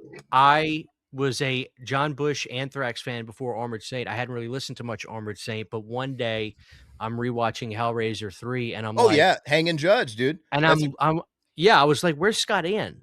And then I Google it and then I'm like, oh, that's John's band before. Mm-hmm. Now I became an Armored Saint fan. And whenever I talk about like, metal singers, anytime people, dude, it's James Hetfield. So I'm like, dude, he couldn't wipe John Bush's ass. And I'm not bringing up James Hetfield for you, but like again, I had these conversations with friends that are metalheads, and all they listen to is Metallica. But they, like I said, they don't. If you told them Testament, they'd say like the Bible. Like they don't know what I'm talking about. So that's why I'm like, dude, John Bush is like your favorite singer's favorite singer. Like that's how good he is. And you know the lore that they offered him to be a Metallica. What year was that? No. So after they recorded James Hetfield, and this, for anybody that's into Metallica, this is like fucking old hat. But James Hetfield never wanted to be the singer. Never once. He was really shy. He just wanted to play rhythm guitar, and that was it. Uh-huh. And even in the early days when Dave was on guitar, he was still doing it as a fill-in until we could find someone else to do it. And it just never quite happened. And even all the way up to Kill 'Em All, their first record, after they recorded that, he still didn't want the job. They offered John Bush the job to join Metallica. And I you know what? I hear both sides. They might have even asked him to record Kill 'Em All. But he turned it down, and he talks about it all the time because out of his own mouth, I can't not get asked that question every interview I do. Everybody asks me, "Oh, you blew the Metallica gig." It's like, and he doesn't feel that way. He's like, at the time, Armored Saint was on a huge trajectory as well. It's like, I had no idea Metallica was going to be fucking the biggest band on the planet. You have no idea how that works. He's like, and at the time, I'm not going to trade up my brothers to join as much as I like Metallica. I like him even more now. But at the time, you get it. He didn't have the perspective. It's like, what else do you think? Well, but was this right around the time? Was this around the time that they offered Hulk Hogan the bass player job? No, but the Hulk Hogan bass player job is fucking. Well, hilarious. Dude, Lars came up to me, dude, and I was body slamming giants when they offered me the gig, brother. Well, the only difference there is both John Bush and James Hetfield and everybody's on record as that story being true. That the Hulk Hogan. I thought it was the Rolling Stones too that Hogan got the gig. Hogan. You asked Hulk Hogan, he could have played bass for the Beatles. So have you seen the interview where they asked Lars about the Hulk Hogan shit? Yeah, he's like, I don't have. Yeah, he's like, no, he's ever the nice guy. People think he's I'm like, I think Lars seems like a nice guy. He goes, I pride myself in having a really good memory. And I'm an historian of Metallica, and I could say honestly, I don't remember that one. Like he's basically saying he's a fucking liar. It worked out for Hogan because he did Hulkster Goes to Heaven right after that. Hulkster Goes to Heaven. Yeah. Anyway. Yep. Anyway, just want to shout out Armored Saint because they don't get enough love, dude. And I caught them. They played a hole in the wall club in Mesa, the Nile, and I went there 2 years ago. And dude, there was like fucking 30 people maybe in the crowd. I'm like, oh, because they're so good. And they always say, oh, a good song always finds its audience. I don't know if like him joining Anthrax stopped maybe any momentum because he joined them right on the cusp of Symbol of Salvation. Which I was going to say, I think they're kind of like Dawkins. They needed that one more record. Yeah. One more record to get that push to where they become a name. And Symbol of Salvation, it's like it has one foot in that awesome 80s rock sound, but it kind of had one foot in that turn of the 90s sound. Dude, yeah, it's a great so record. Good. And he left to join Anthrax because, if only because they are so good. And their records, dude, especially that classic run all the way up to that record, and they're fucking amazing. It's like, how are these records this good and their fan base is this small? It makes no fucking sense. I keep trying to get Todd to listen to him because you love him. I probably would. Yeah, I need to. You would absolutely love him. One of the best vocalists of all time. Their last record was Punching the Sky. Fantastic. I haven't checked it out yet. They have a brand new one out, and I haven't listened enough to give it like it just came out, and they use AI for the cover. They're one of those guys, but the fucking last record is so good too. Yeah, I know. Whatever. Well, they can't. It sound like they can. Speaking of AI for the cover, how about the Day of the Dead? Yeah, no. Yeah, so Michael, you mentioned the $40 price tag. All right, back on track. Let's go. Would you say there is a customer out there for this? If let's say they don't own any copy of Day of the Dead, would you tell them to buy this one? Is the value there? Even because they could there's still a way to get the original audio. There's some special features on it, as lazy as they are. I mean, I would wait for Second Sight. Well, for one, yes, I would wait for that one. If you're really into it and you really, because I don't know what Second Sight plans on doing with it, but they usually they should do their shit up. They better I promise you, they're paying attention right now. Yeah, if anything, this is gonna drive them even harder because Second Sight's one of those companies that really takes pride in what they do, kind of like Synapse, Severance, etc. Mm-hmm. But if somebody right now, $40, I mean, is not a bad price for something like this. If you didn't own the 2013 Blu-ray, that's great though. I mean, yeah, but I would say, is it worth the upgrade if you do own the 2013 Blu-ray? No, I don't think so. I think the 2013 Blu-ray looks fine. The audio is correct. It has the World's End on it, so it has the full-length documentary on it. It has the other bonus features. It just doesn't have some of the interviews, and it doesn't have the fan commentary that's included, but it does have the original commentary. Another thing this one's missing, it's missing the Roger Avery commentary that was included. I think it may have been on that Scream Factory. Let me. What is? Do they have to pay residuals to port those over? Why do they not port over some features sometimes? I wouldn't think they would, but I don't know. No, it's all just the 2013 didn't have that one either, but okay, they got to pay again for certain stuff. Like I don't know why. Like this goes back to Scream Factory just cheapening out. I love the movie Matinee, and they put the movie Mant on the Blu-ray, the actual movie that Dante made. It's great, and I was praying that when they put the 4K out, they were going to take Mant and give that a restoration as well. Mm-hmm. Not only did they not do that, it wasn't on there at all. Shit. And I asked about it, I inquired about it, and that's what I found out. They didn't want to pay the money to touch that. So this could be kind of like they're nailing Scream Factory's coffin, though, with all the. I mean, at this point, it's like because they pumped out like they were pumping up this release for the past year, saying like, okay, you know, we're doing the restoration, everybody get excited about this, and then kind of shitting the bed. It's not a good look for Scream Factory right now. That's it's funny. I got to be honest. I kind of feel a little bad for them. Yeah. You know, there was a time where nobody touched them. Yeah, absolutely, 100%. Yeah. You know, it was really them and Arrow were like the two big ones in the US. And even then, Arrow was a distant second. Yeah, I think. You know, Scream was like Arrow was putting out. You know, don't get me wrong. Like I'll jam Mutilator all day long, but like while Arrow's doing like Mutilator and Contamination, Scream Factory is just hit the King Salami. Hit. Yeah, absolutely. Like Prince of Darkness, you know, like Wes Craven hit, like just nonstop. Well, I was going to say, I mean, like just sticking with Romero, one of my favorite release of this movie is one that they did. The Blu-ray, they did a 4K of this too, but the Blu-ray of Creepshow that they put out back in the day, this thing's amazing, and one of their best releases. Yeah, it looks great. The artwork, look at, I mean, it's sweet. Yeah, look at the. I tell people get that still over the 4K of Creepshow too. I agree. Yeah, it's insane. Like pull that up again. That's crazy to look at. Look at the difference. Like it's just. That hard box of Creepshow is possibly their best individual release they ever did. Yeah, and I mean, you get the documentary, all the interviews, commentaries, multiple commentaries. I mean, that was like peak Scream Factory for me. 2018, 2019, something like that. Even the Halloween 4Ks weren't bad. I didn't think they were that bad. Like those aren't. But see, and those movies, it's so funny. I'm glad you brought that up because Halloween, just as big a fan base. Possibly a little bit more than Romero's films, although, you know, I'm with you guys. Night's my favorite. Mm-hmm. But, you know, with Halloween, you cannot mess anything up. Yeah, yeah. A smidge, a footstep sound that was 80 yard. If it ain't there, you're gonna get killed. They did a good job on those, the 4Ks. Mm-hmm. But that also, again, that could have been at a time. I'm pretty sure Cliff was still there. They had people there that they would go out of their way to make sure that stuff was right.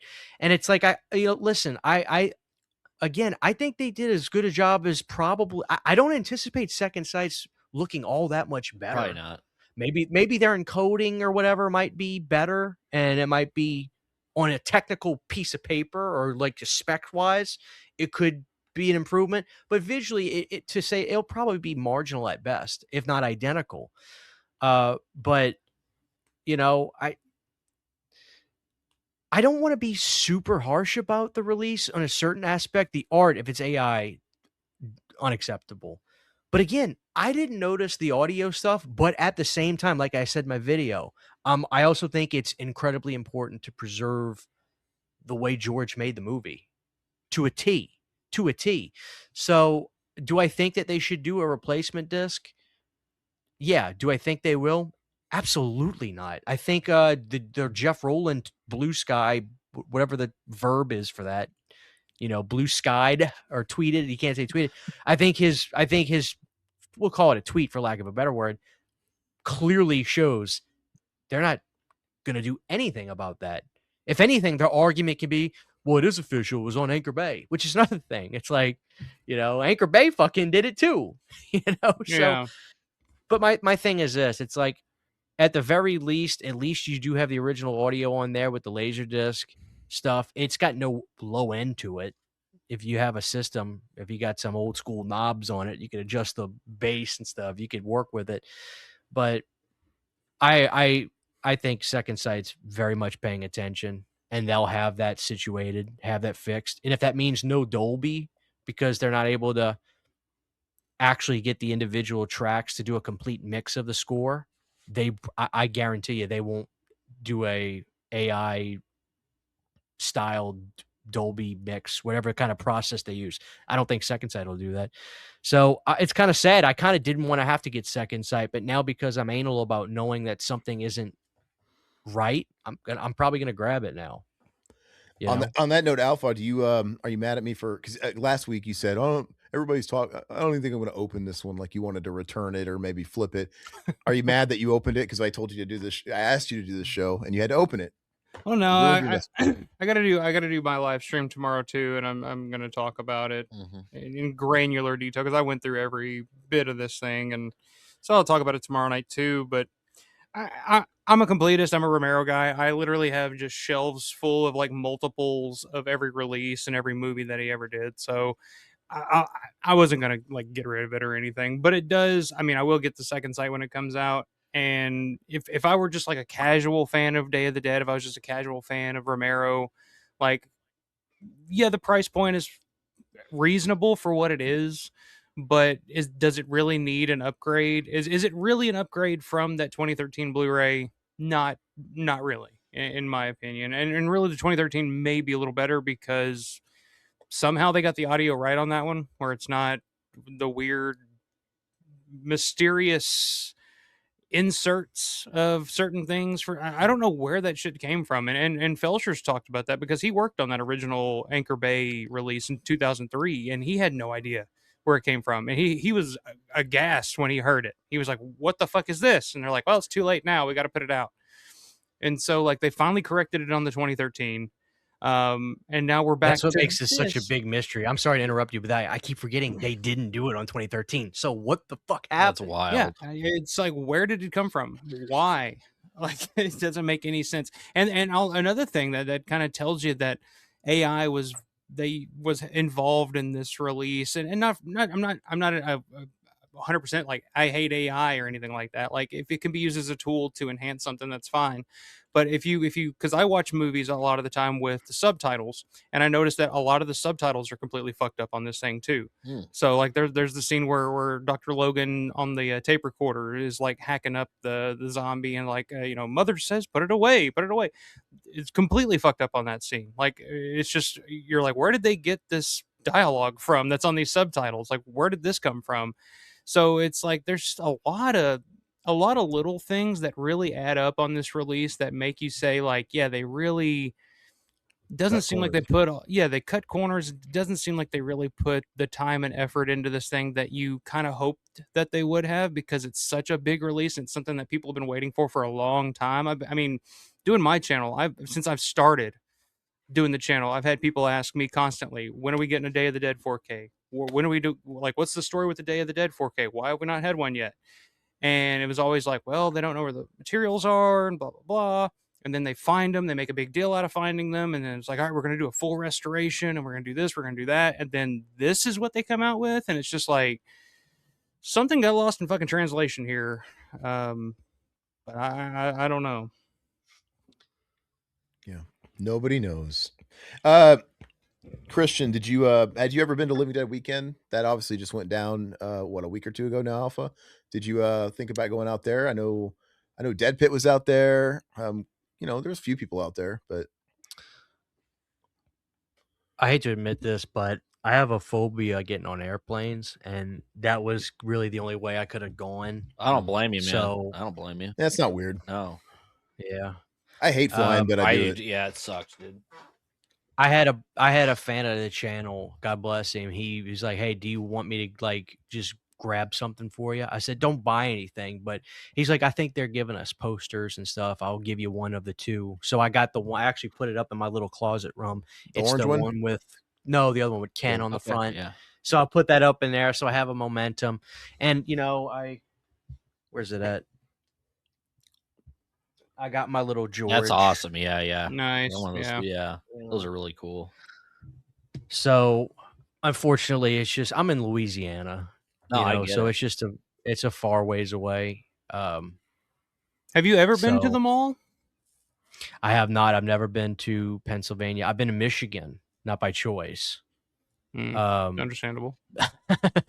But no, I have not, and it's a shame that I think that was the last one. Somebody said, "Well, there may be a chance it won't be the last one," but I don't know. They announced one for October, but it's going to be Reanimator themed. Yeah, which doesn't make sense. Yeah, it's not. It doesn't hit the same as Dawn in the Dawn Mall. Yeah. But yeah, I don't. It looked like a great time, though. I really wish I could have been there just so I could touch the George statue, the real one, and seeing it and all that. But I didn't even ask. Did you guys get a chance to go into the museum at all? Yeah, we went through the museum. Yeah, it was really cool. Okay. Yeah, it was really. I didn't buy anything. I didn't buy the little George bust. I mean, I kind of wish I had one now, but well, you could get it online. Yeah. I bought mine online. Yeah, I saw there was this cool big mannequin of Bill Heinzman. Oh yeah, in like one of the rooms. I had a buddy, Heart God Media. I don't know if you know a channel called Heart God Media. They have a podcast. Okay. They're cool guys. But he was there, and I was like, "Send me a cool picture of that Bill." That's my favorite zombie of all time. Is Bill. Mm-hmm. And so I saw that big Bill, and I was like, "Oh man, I want that. You should just steal it for me." That would have been cool to see. Todd likes to wear his mask every now and again. Yeah, now I got the Bill Heinzman mask. No, I really dug that. That was a very cool museum. There was a lot of interesting stuff. The Evil Dead 2 cabin was in there. Pieces of it or whatever, and it was a lot of fun. It was really cool meeting everybody down there. It was an awesome event. I'm glad I went. So Todd's the one that got me into Dawn of the Dead, and he's been wanting to go to this thing for years now. And I told him, I said, all right, after passing on it last year, I'm like, I 100% will go this year, and I'm really glad I did, because I love. Christian, you're a night guy. I took these guys to the Evan City Cemetery. Oh God, Evan City, where the farmhouse used to be.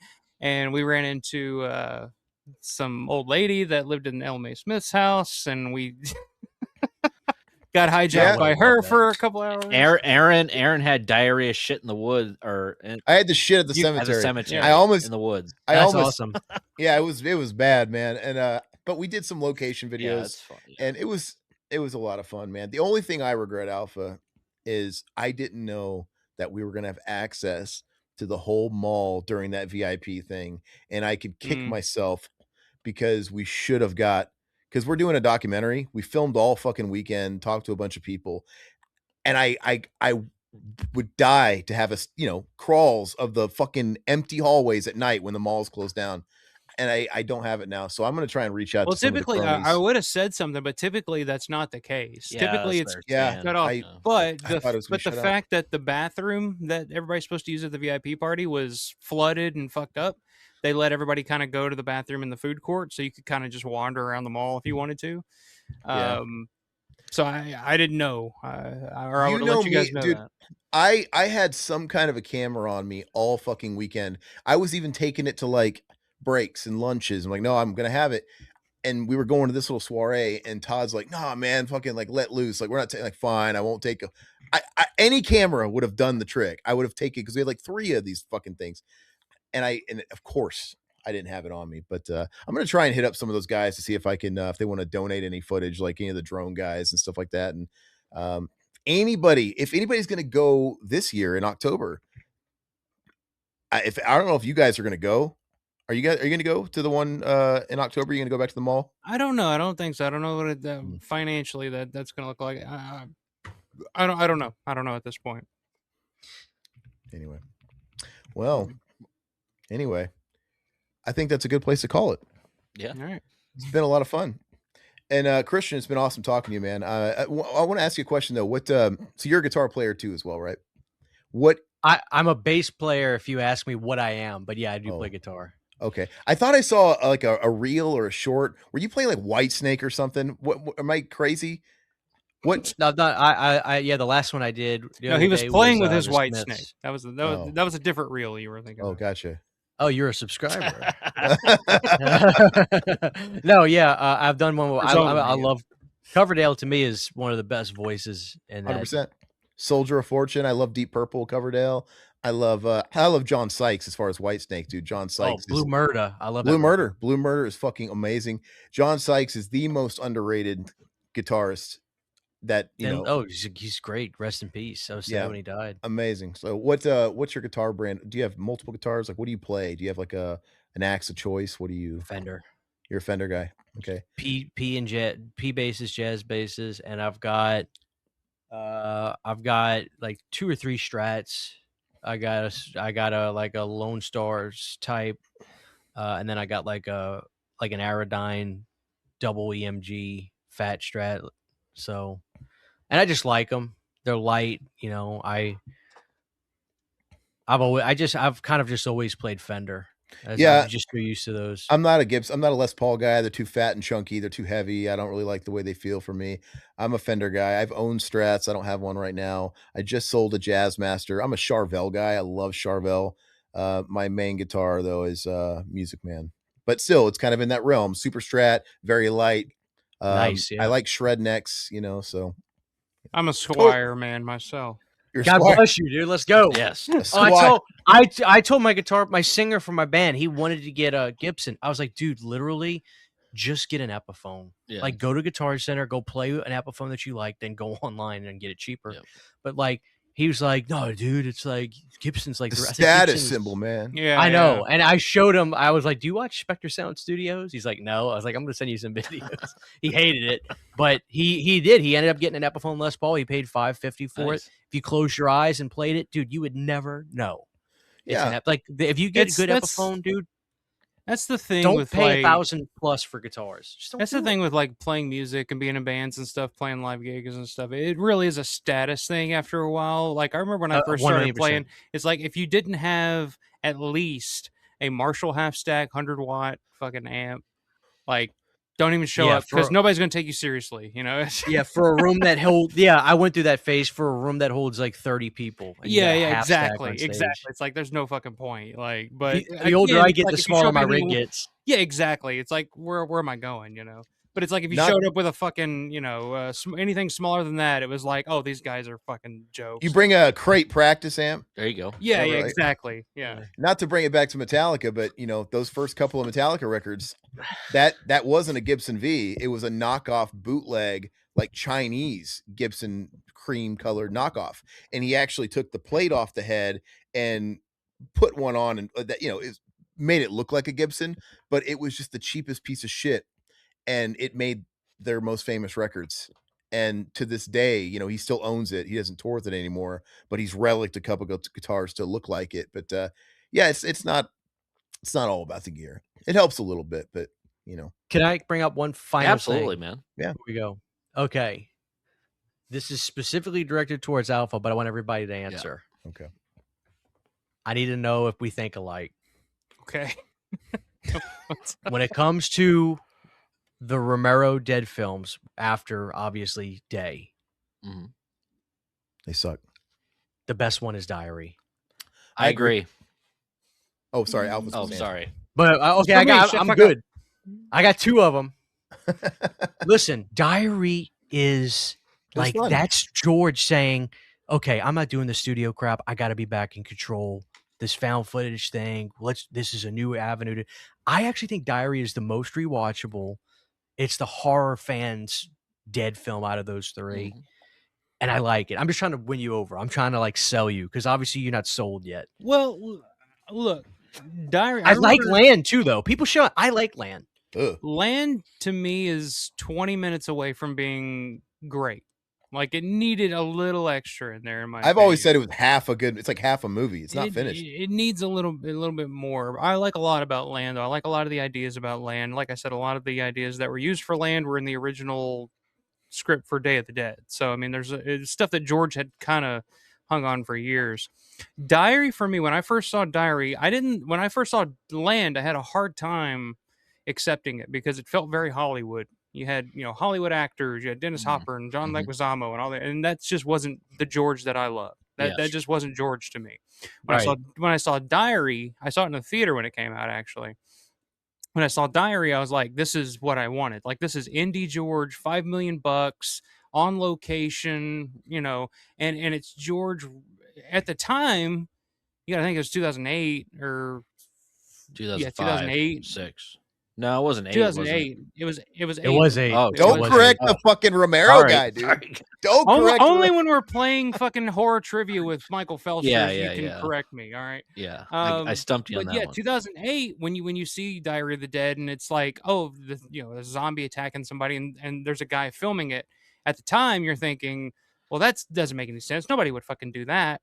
Fast forward, 15 years later, and it's like, that's exactly what people do now. It's like somebody's burning alive in a car. There's somebody there with their phone filming it, as opposed to trying to help anybody. And you're like, oh, George kind of saw that coming, way before anybody else did. Yes. So I like Diary. There's definitely, I have issues with it for sure. Some of the performances, some of the dialogue is a little iffy here and there, but it's definitely going back to indie George. It was George, and it was successful at the time. It sold a shit ton on DVD. But I was thinking about this earlier, actually. I was thinking about Survival of the Dead. And I will never try to convince you that Survival of the Dead is a great zombie movie. I'll never try to convince you that it's a great Romero movie. I'll never try to convince you it's a great horror movie in general. But there is something about Survival that, with it being George's last film, that I kind of appreciate, because it was George making the film that he always wanted to make on some level.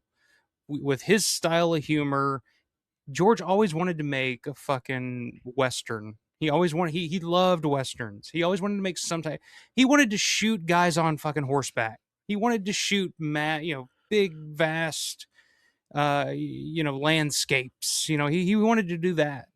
And he never got the chance to do that. And at that point, nobody would give him money to do anything other than zombie movies. So he kind of parlayed that into making Survival of the Dead a Western on some level. So I kind of appreciate Survival on that level, that at least George's last film, he got to go out. And George loves Survival, like I said, I'm not going to try to, because I don't think it's a great zombie movie. I don't think it's a great Romero movie, but it's George going out the way that he wanted to go out by making a type of movie that he wanted to make. So, I mean, his last 3 films, and I want to do like a video or a live stream or something about this at some point. When you compare his last 3 films, people give those films shit all the time. But if you compare him to some of the other directors from his contemporaries, like Tobe Hooper, Wes Craven, those guys, like, are they as bad or worse than any of those guys' last handful of movies? I don't think so. Like, Tobe Hooper's last few movies were fucking unwatchable. Like just really bad. But out of those 3, it's between Diary and Land. I think for me personally, Land I have some kind of connection to sentimentally, but Diary is more of what I was looking for at the time from a Romero film. And I think it was way ahead of its time in terms of what George was trying to say and what he was trying to convey about social media and the changing landscape of media in general. So yeah, I'm kind of with you on that. Like, I think Diary is up there. So there's a Diary renaissance coming. It could, man. It could be. It could be. I remember walking up to Kmart. We had one that I think was over 24 hours. I walked to a Kmart and I bought it like 4 a.m. It came in that big, like, wasn't it Dimension Extreme? Yeah, Dimension Extreme. They had that label at the time. Yeah. That big box or whatever. Mm-hmm. Yeah, I really liked it. With the book of the zombie book of Zen. I got that release. Yeah. I don't have it anymore. I fucking hate that I don't. I lost it in a move. You gotta go on eBay and get it. That book is hysterical. It's cool. Yeah. I remember when I watched it. I really liked it when I watched it. And what happened? What happened? Oh, I didn't say I don't. I think it's the best of the last 3. I think it's all right. Let's get a little bit more. Let's get excited. I don't know. I was rubbing one out last night to it. No, Alpha gave this great just breakdown. Like, I can't follow that. He's the guy. He's the Romero guy. I know. This guy every week he's like, oh, I just read this Romero book. He's like, he lives and breathes Romero. Like, I have to take a break. I need to go. I need to see if you've done a room tour. I haven't, but that's coming soon. So stay tuned. Let's get it going. Let's go. When I watched that movie, though, I at the time I remember thinking, oh, the found footage thing is kind of over, because at the time it had died down a little bit. Yeah, it was at the end. But then like Paranormal Activity brought it back a little bit later. But yeah, I'm like, oh, he's a little behind the he's behind with this one. But no, like you said, Alpha, it all makes sense years later. Like, oh, he wasn't behind at all. Saw it coming back. Was there a second question? Wasn't that the first of two? Didn't you say there was 2 questions? I think that's it. That was it. That was the yeah. I mean, Alpha did a mic drop. That's it. Yeah, I'm done. Yeah. Anyway, well, it was fun, man. Go over to Christian's channel. Yeah, tell us where you can find it. Of course, I'm sure they already know, but it's not Planet CCP. Yeah, no, planetccp.com. There you go. Dave.com.net. Yeah, just Planet CHH. You should be able to find that. I use when it comes to social medias, I use Instagram and Facebook. So you can find me on those two. Don't look me up on Twitter. I don't use that. Definitely not on Blue Sky. And then YouTube, check me out. And I also just want to, if I can, me and my wife have a small business where we hand make wax melts and candles. My wife does all the art, no AI art. She draws everything that we do. We buy all the scents, we pour the wax, we melt the wax. Everything is handmade. It's called You Need a Candles. Awesome. Like from Return of the Living Dead. So you can look us up on Instagram there. We have an Etsy store. You order it, I ship it. I'm a fast shipper because I don't like waiting. When you order something from me, I get the receipt, I package it up. If I can't bring it to the post office the next day. So check us out. Anybody that's into candles and wax melts, we do all kinds of movie theme stuff, predominantly horror. In the summertime, we always do a lot of Texas Chainsaw stuff because it's one of my favorites. So yeah, just give us a look over on there and just give us a shot. And there's no scent that anybody would not want to smell from Texas Chainsaw. Because when I think of Texas Chainsaw, I think of, the aromas. You know, that's the funny thing. People are like, dude, you should make like a chili candle. And I'm like, listen, it's always fun when people have those ideas, but I actually want people, I always say, I got a lot of dudes that watch my channel. You want them broads to come to the house, make that place smell good, man. Get some unique candles. Right. It's true. Right now, we just dropped an Obsession candle. We have a Backrooms candle, and they're themed after the movies, but they smell real. The Obsession is kind of like a woman's kind of fragrant smell, you know. And then Backrooms, I forgot what it is, but it's nice. It's like it's almost like a clean kind of like a really like some sort of like fresh detergent clean smell because it's furniture and stuff. So we try to make it work with the movies, you know, but we want it to smell good. So is TCM like a leather and whiskey?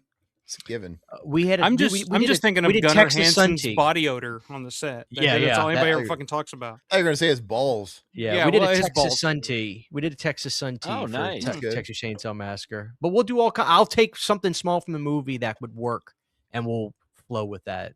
You know, it's like Friday the 13th Part 5. We always do fresh linen because of before the guy dies, they're hanging out the clothes on the clothes, you know, where he has the candy bar. So we'll take stuff from movies like that and try to work it in. That's awesome. But yeah, anybody listen, give us a shot. It's all handmade, no weird chemicals like the crap you buy at the store. Won't give you a headache. It's good. It's real. I'm very proud of it. Well, I like horror. Cool. My wife loves candles and wax melts. Yeah. So check us out, man. YouNeedACandles.com. We're on Etsy, but if you go to the Instagram page, just follow the link. We always try to keep stuff in stock.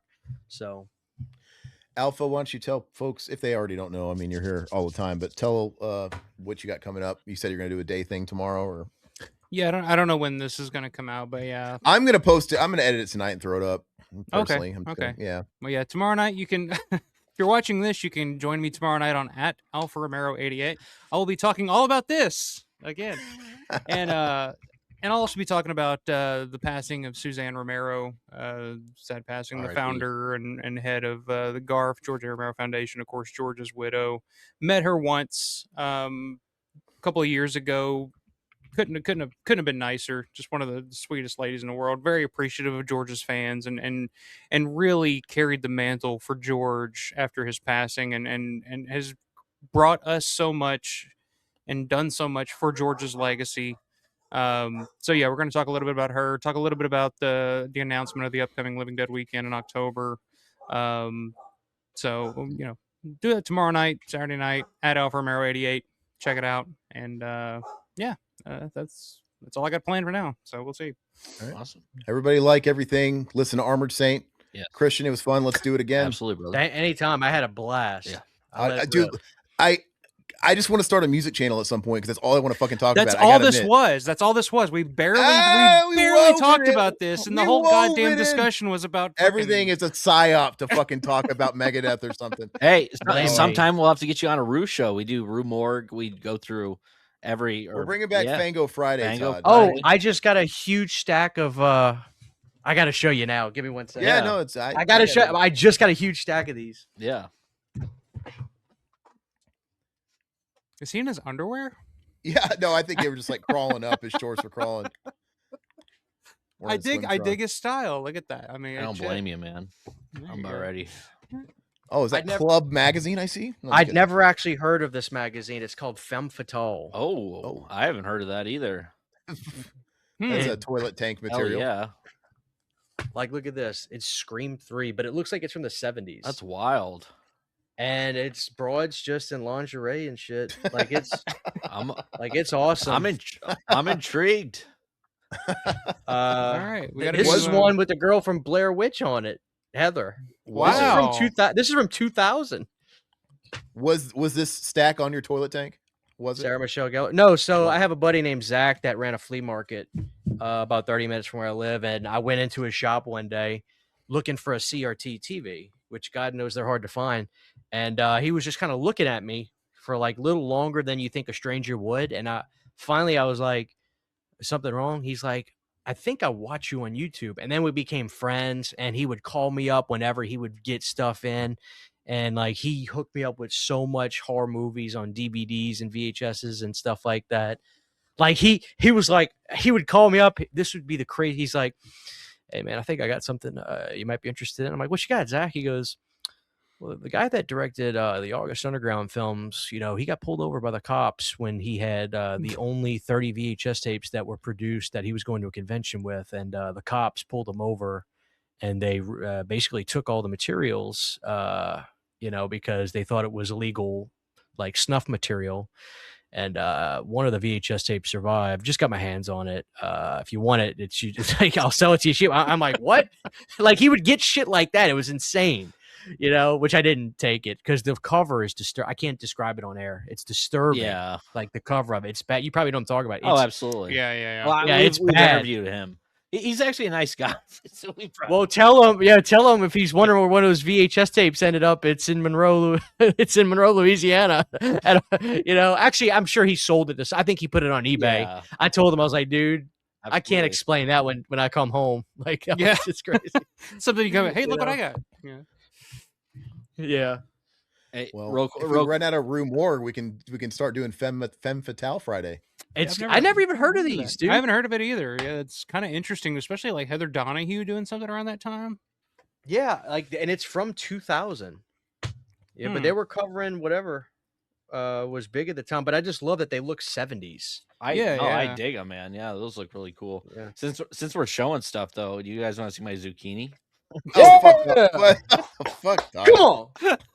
Why do you have a random? Did you pull that out of your ass? I was gonna say, has that been in your ass this entire stream, Todd? I was gonna say which end, but never mind. I could tell which end. The lady I work with, she gave me a zucchini today, and it's just sitting here. Ah, yeah, I'm sure, brother.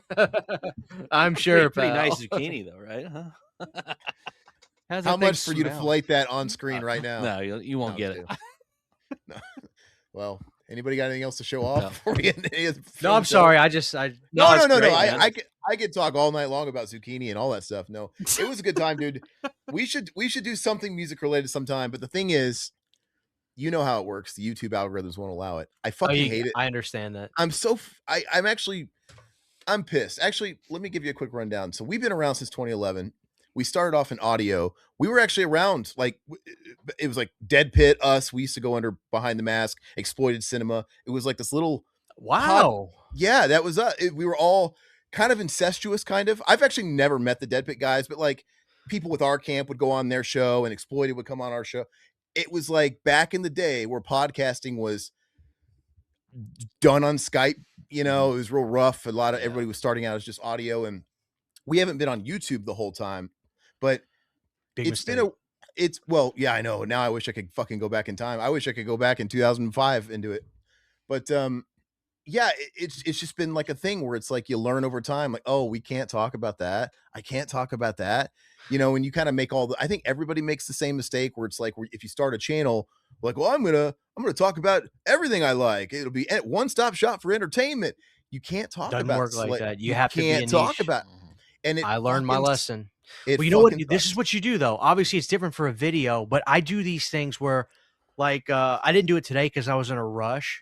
But like, I just did a video talking about the Leprechaun replacement disc, and what I like to try to do sometimes is like, all right, guys, we're getting ready, but before we get going, let me give you the album of the day. Today, we're talking about veterans of the psychic or whatever. I'll talk about a movie, and then I'll get in. But you know what I'm saying? I'll sneak it in. But I've learned my lesson. Like I can talk about movies I love, but if I do, it's always got to be under the guise of the Blu-ray releases of stuff. And I've accepted that. And I've found that if you just push and try to be like entertaining about it or whatever, you can grow. Like I used to always think, I'm not going to grow a channel just talking.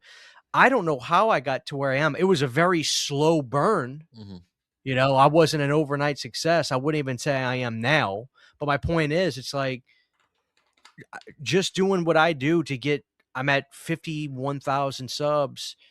I don't know how I did it with what I'm doing, but I learned just fucking go and be passionate about it. And just be yourself, dude. It's like it'll work. And you guys probably, more people probably know y'all than me anyway. You guys have been around for so fucking long anyway. But it's just a shame that like the niche has to be ground down to so far into such a neat, because look, I could be totally happy if I could just, okay, let's talk about genre films. Because honestly, I get a little fucking tired of talking about Freddy fucking Krueger and all this shit. It gets old sometimes. Sure. But like, we never talked about Van Damme, dude. So yeah. So like, for example, and I'm sorry, I should have said that. No. Me and Todd here, we get into little debates from time to time because I'm like, come on, man, we got to slip one in. Like, I can't just, can we talk about fucking Bloodsport? Are you telling me I can never do like another Death Wish commentary for as long as I live? Like, I'm okay. I wish YouTube would let people genre. I'd be happy with that. I'll talk about horror. I want to talk about fucking Charles Bronson flicks. I mean, I know like that would give us like the 60 to 70 age demo, but I don't care. I love it. And yeah, Van Damme. I love Van Damme. I love action movies just as much. I love 80s action movies. I love Hong Kong cinema. I love all this stuff just as much. So it's a little frustrating. And when you said, I've heard you like Van Damme. Bloodsport is one of the greatest films of all time. I'm going to assume that's probably your favorite because it should be everybody's favorite. Yeah, I would love to fucking talk about that shit sometime. So if we can ever make it work, you should come back on for something like that. If I'll make time for you guys. I enjoyed this. Oh, I appreciate it. I love the fact, and I'm not making fun. It's like I do a live show with my buddy Brandon, and I there is no rules. Like I want it to be, if you say something dumb, I'm not going to let you finish. I'm going to interrupt you and we're going to argue. And I found that people like that better than, all right, Alpha, talk about the day they did 4K. And then when you're done, we'll go to you next. It's like, no, I did. If you say something to disagree, let me fucking cut you off and say that's stupid. That's what people, I'm convinced that is what people want. And so when I come on a show where it's okay for me to interrupt and be an asshole in a fun way and like say, fuck you, House is the best. It's not Devil. And we can have fun with that. I genuinely think people want that. They don't want the round table where you talk, nobody say anything. Then you talk, nobody say anything. Or let's argue. Authentic. Let's cut each other off. Authentic. Alpha, that's so funny. Because last week you get a taste of it because we do. Me and Todd are like brothers. We've known each other fucking 30 years or something this way. So we go at each other's throats, but it's kind of kayfabe a little bit. Like, we know, like it's not personal. So you guys got to push Alpha to piss him off. You got to push him. That's what he just gotta fucking show me some movie that's been made in the past year, and I'll be like, "What the fuck are they doing these days?" So I if y'all ever do an episode shitting on Blumhouse films, I will be absolutely all right guy. I'm there. Alpha's 100% on. No, we have a competition to like who can bring up the worst Blumhouse film. Absolutely. I think we just set a date. No, he referenced himself. He said, "I'm like Kirk Hammett in that documentary." Guys, can we just say I can piss him off. I'll piss him off. Yeah. Last week, I'll get him mad. I'll get him upset. On our we do that. We do either Fango Friday or Friday Night at the Morgue every other Friday, where we go over a retro issue of these magazines. And last week, especially, Todd and I went at it. And Todd was twisting the fucking thing a little tight on me, and I just like fed into it. I know how to do that. And I was so we actually for once we both like apologized. Like, hey, did we push it? I'm sorry. We thought we went too far last week. I was offended. I was like, I don't want to be a part of this negativity. I'm not about negativity. I gotta go find it. I gotta go watch this. I like old school Howard Stern, where Artie shit like that would like scream. They'd get into screaming matches. Dude. Best era of the show. Oh, absolutely. Yeah, the early Sirius. Yeah, that first few years of Sirius. You sucked on the Norm Show. You sucked on Mad TV. Beer League sucks shit. I hope your kids die of AIDS. Yeah. You went to Disneyland for a whole gay day. Oh, he was dying. Yeah, he was. And then you got Shuley. What do you like? Do you like us or not? You say we're hacks behind our backs. When we call you on it, you say it's a joke. I've been a comedian for years, man. Like, sorry, Shuley, you're not funny, dude. Like, you're just not funny. Yeah. Like, and it's half true and half for the radio. Like, they're not. It's funny because it's true. Howard was looking for at the time. Like, they knew if they did that, they could get airtime, and Howard would feed into it. He was brilliant. Yeah, that's the brilliance of Howard around there. We bring up Howard too, and I loved it when we brought up Ed Torian a few weeks ago. Alfie, that was so fucking funny. We were talking about the lie detector tests, and we were painting those scenarios. And your Ed Torian impression was great. Would you mind giving us a little bit? Give it to us. Have you ever given somebody a pumpkin? You would be deceitful? Yeah, you would be deceptive. Yeah. I gotta go rewatch that. That's a great segment.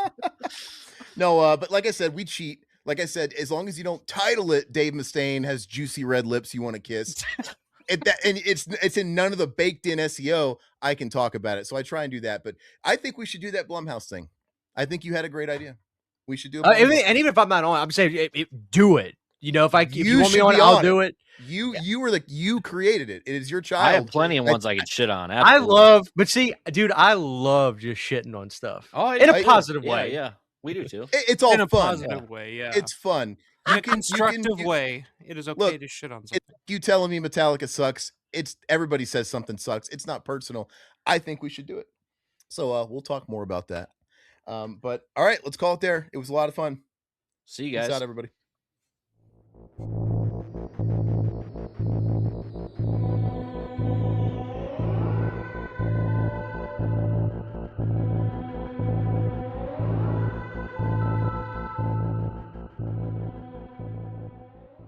Courtesy flush.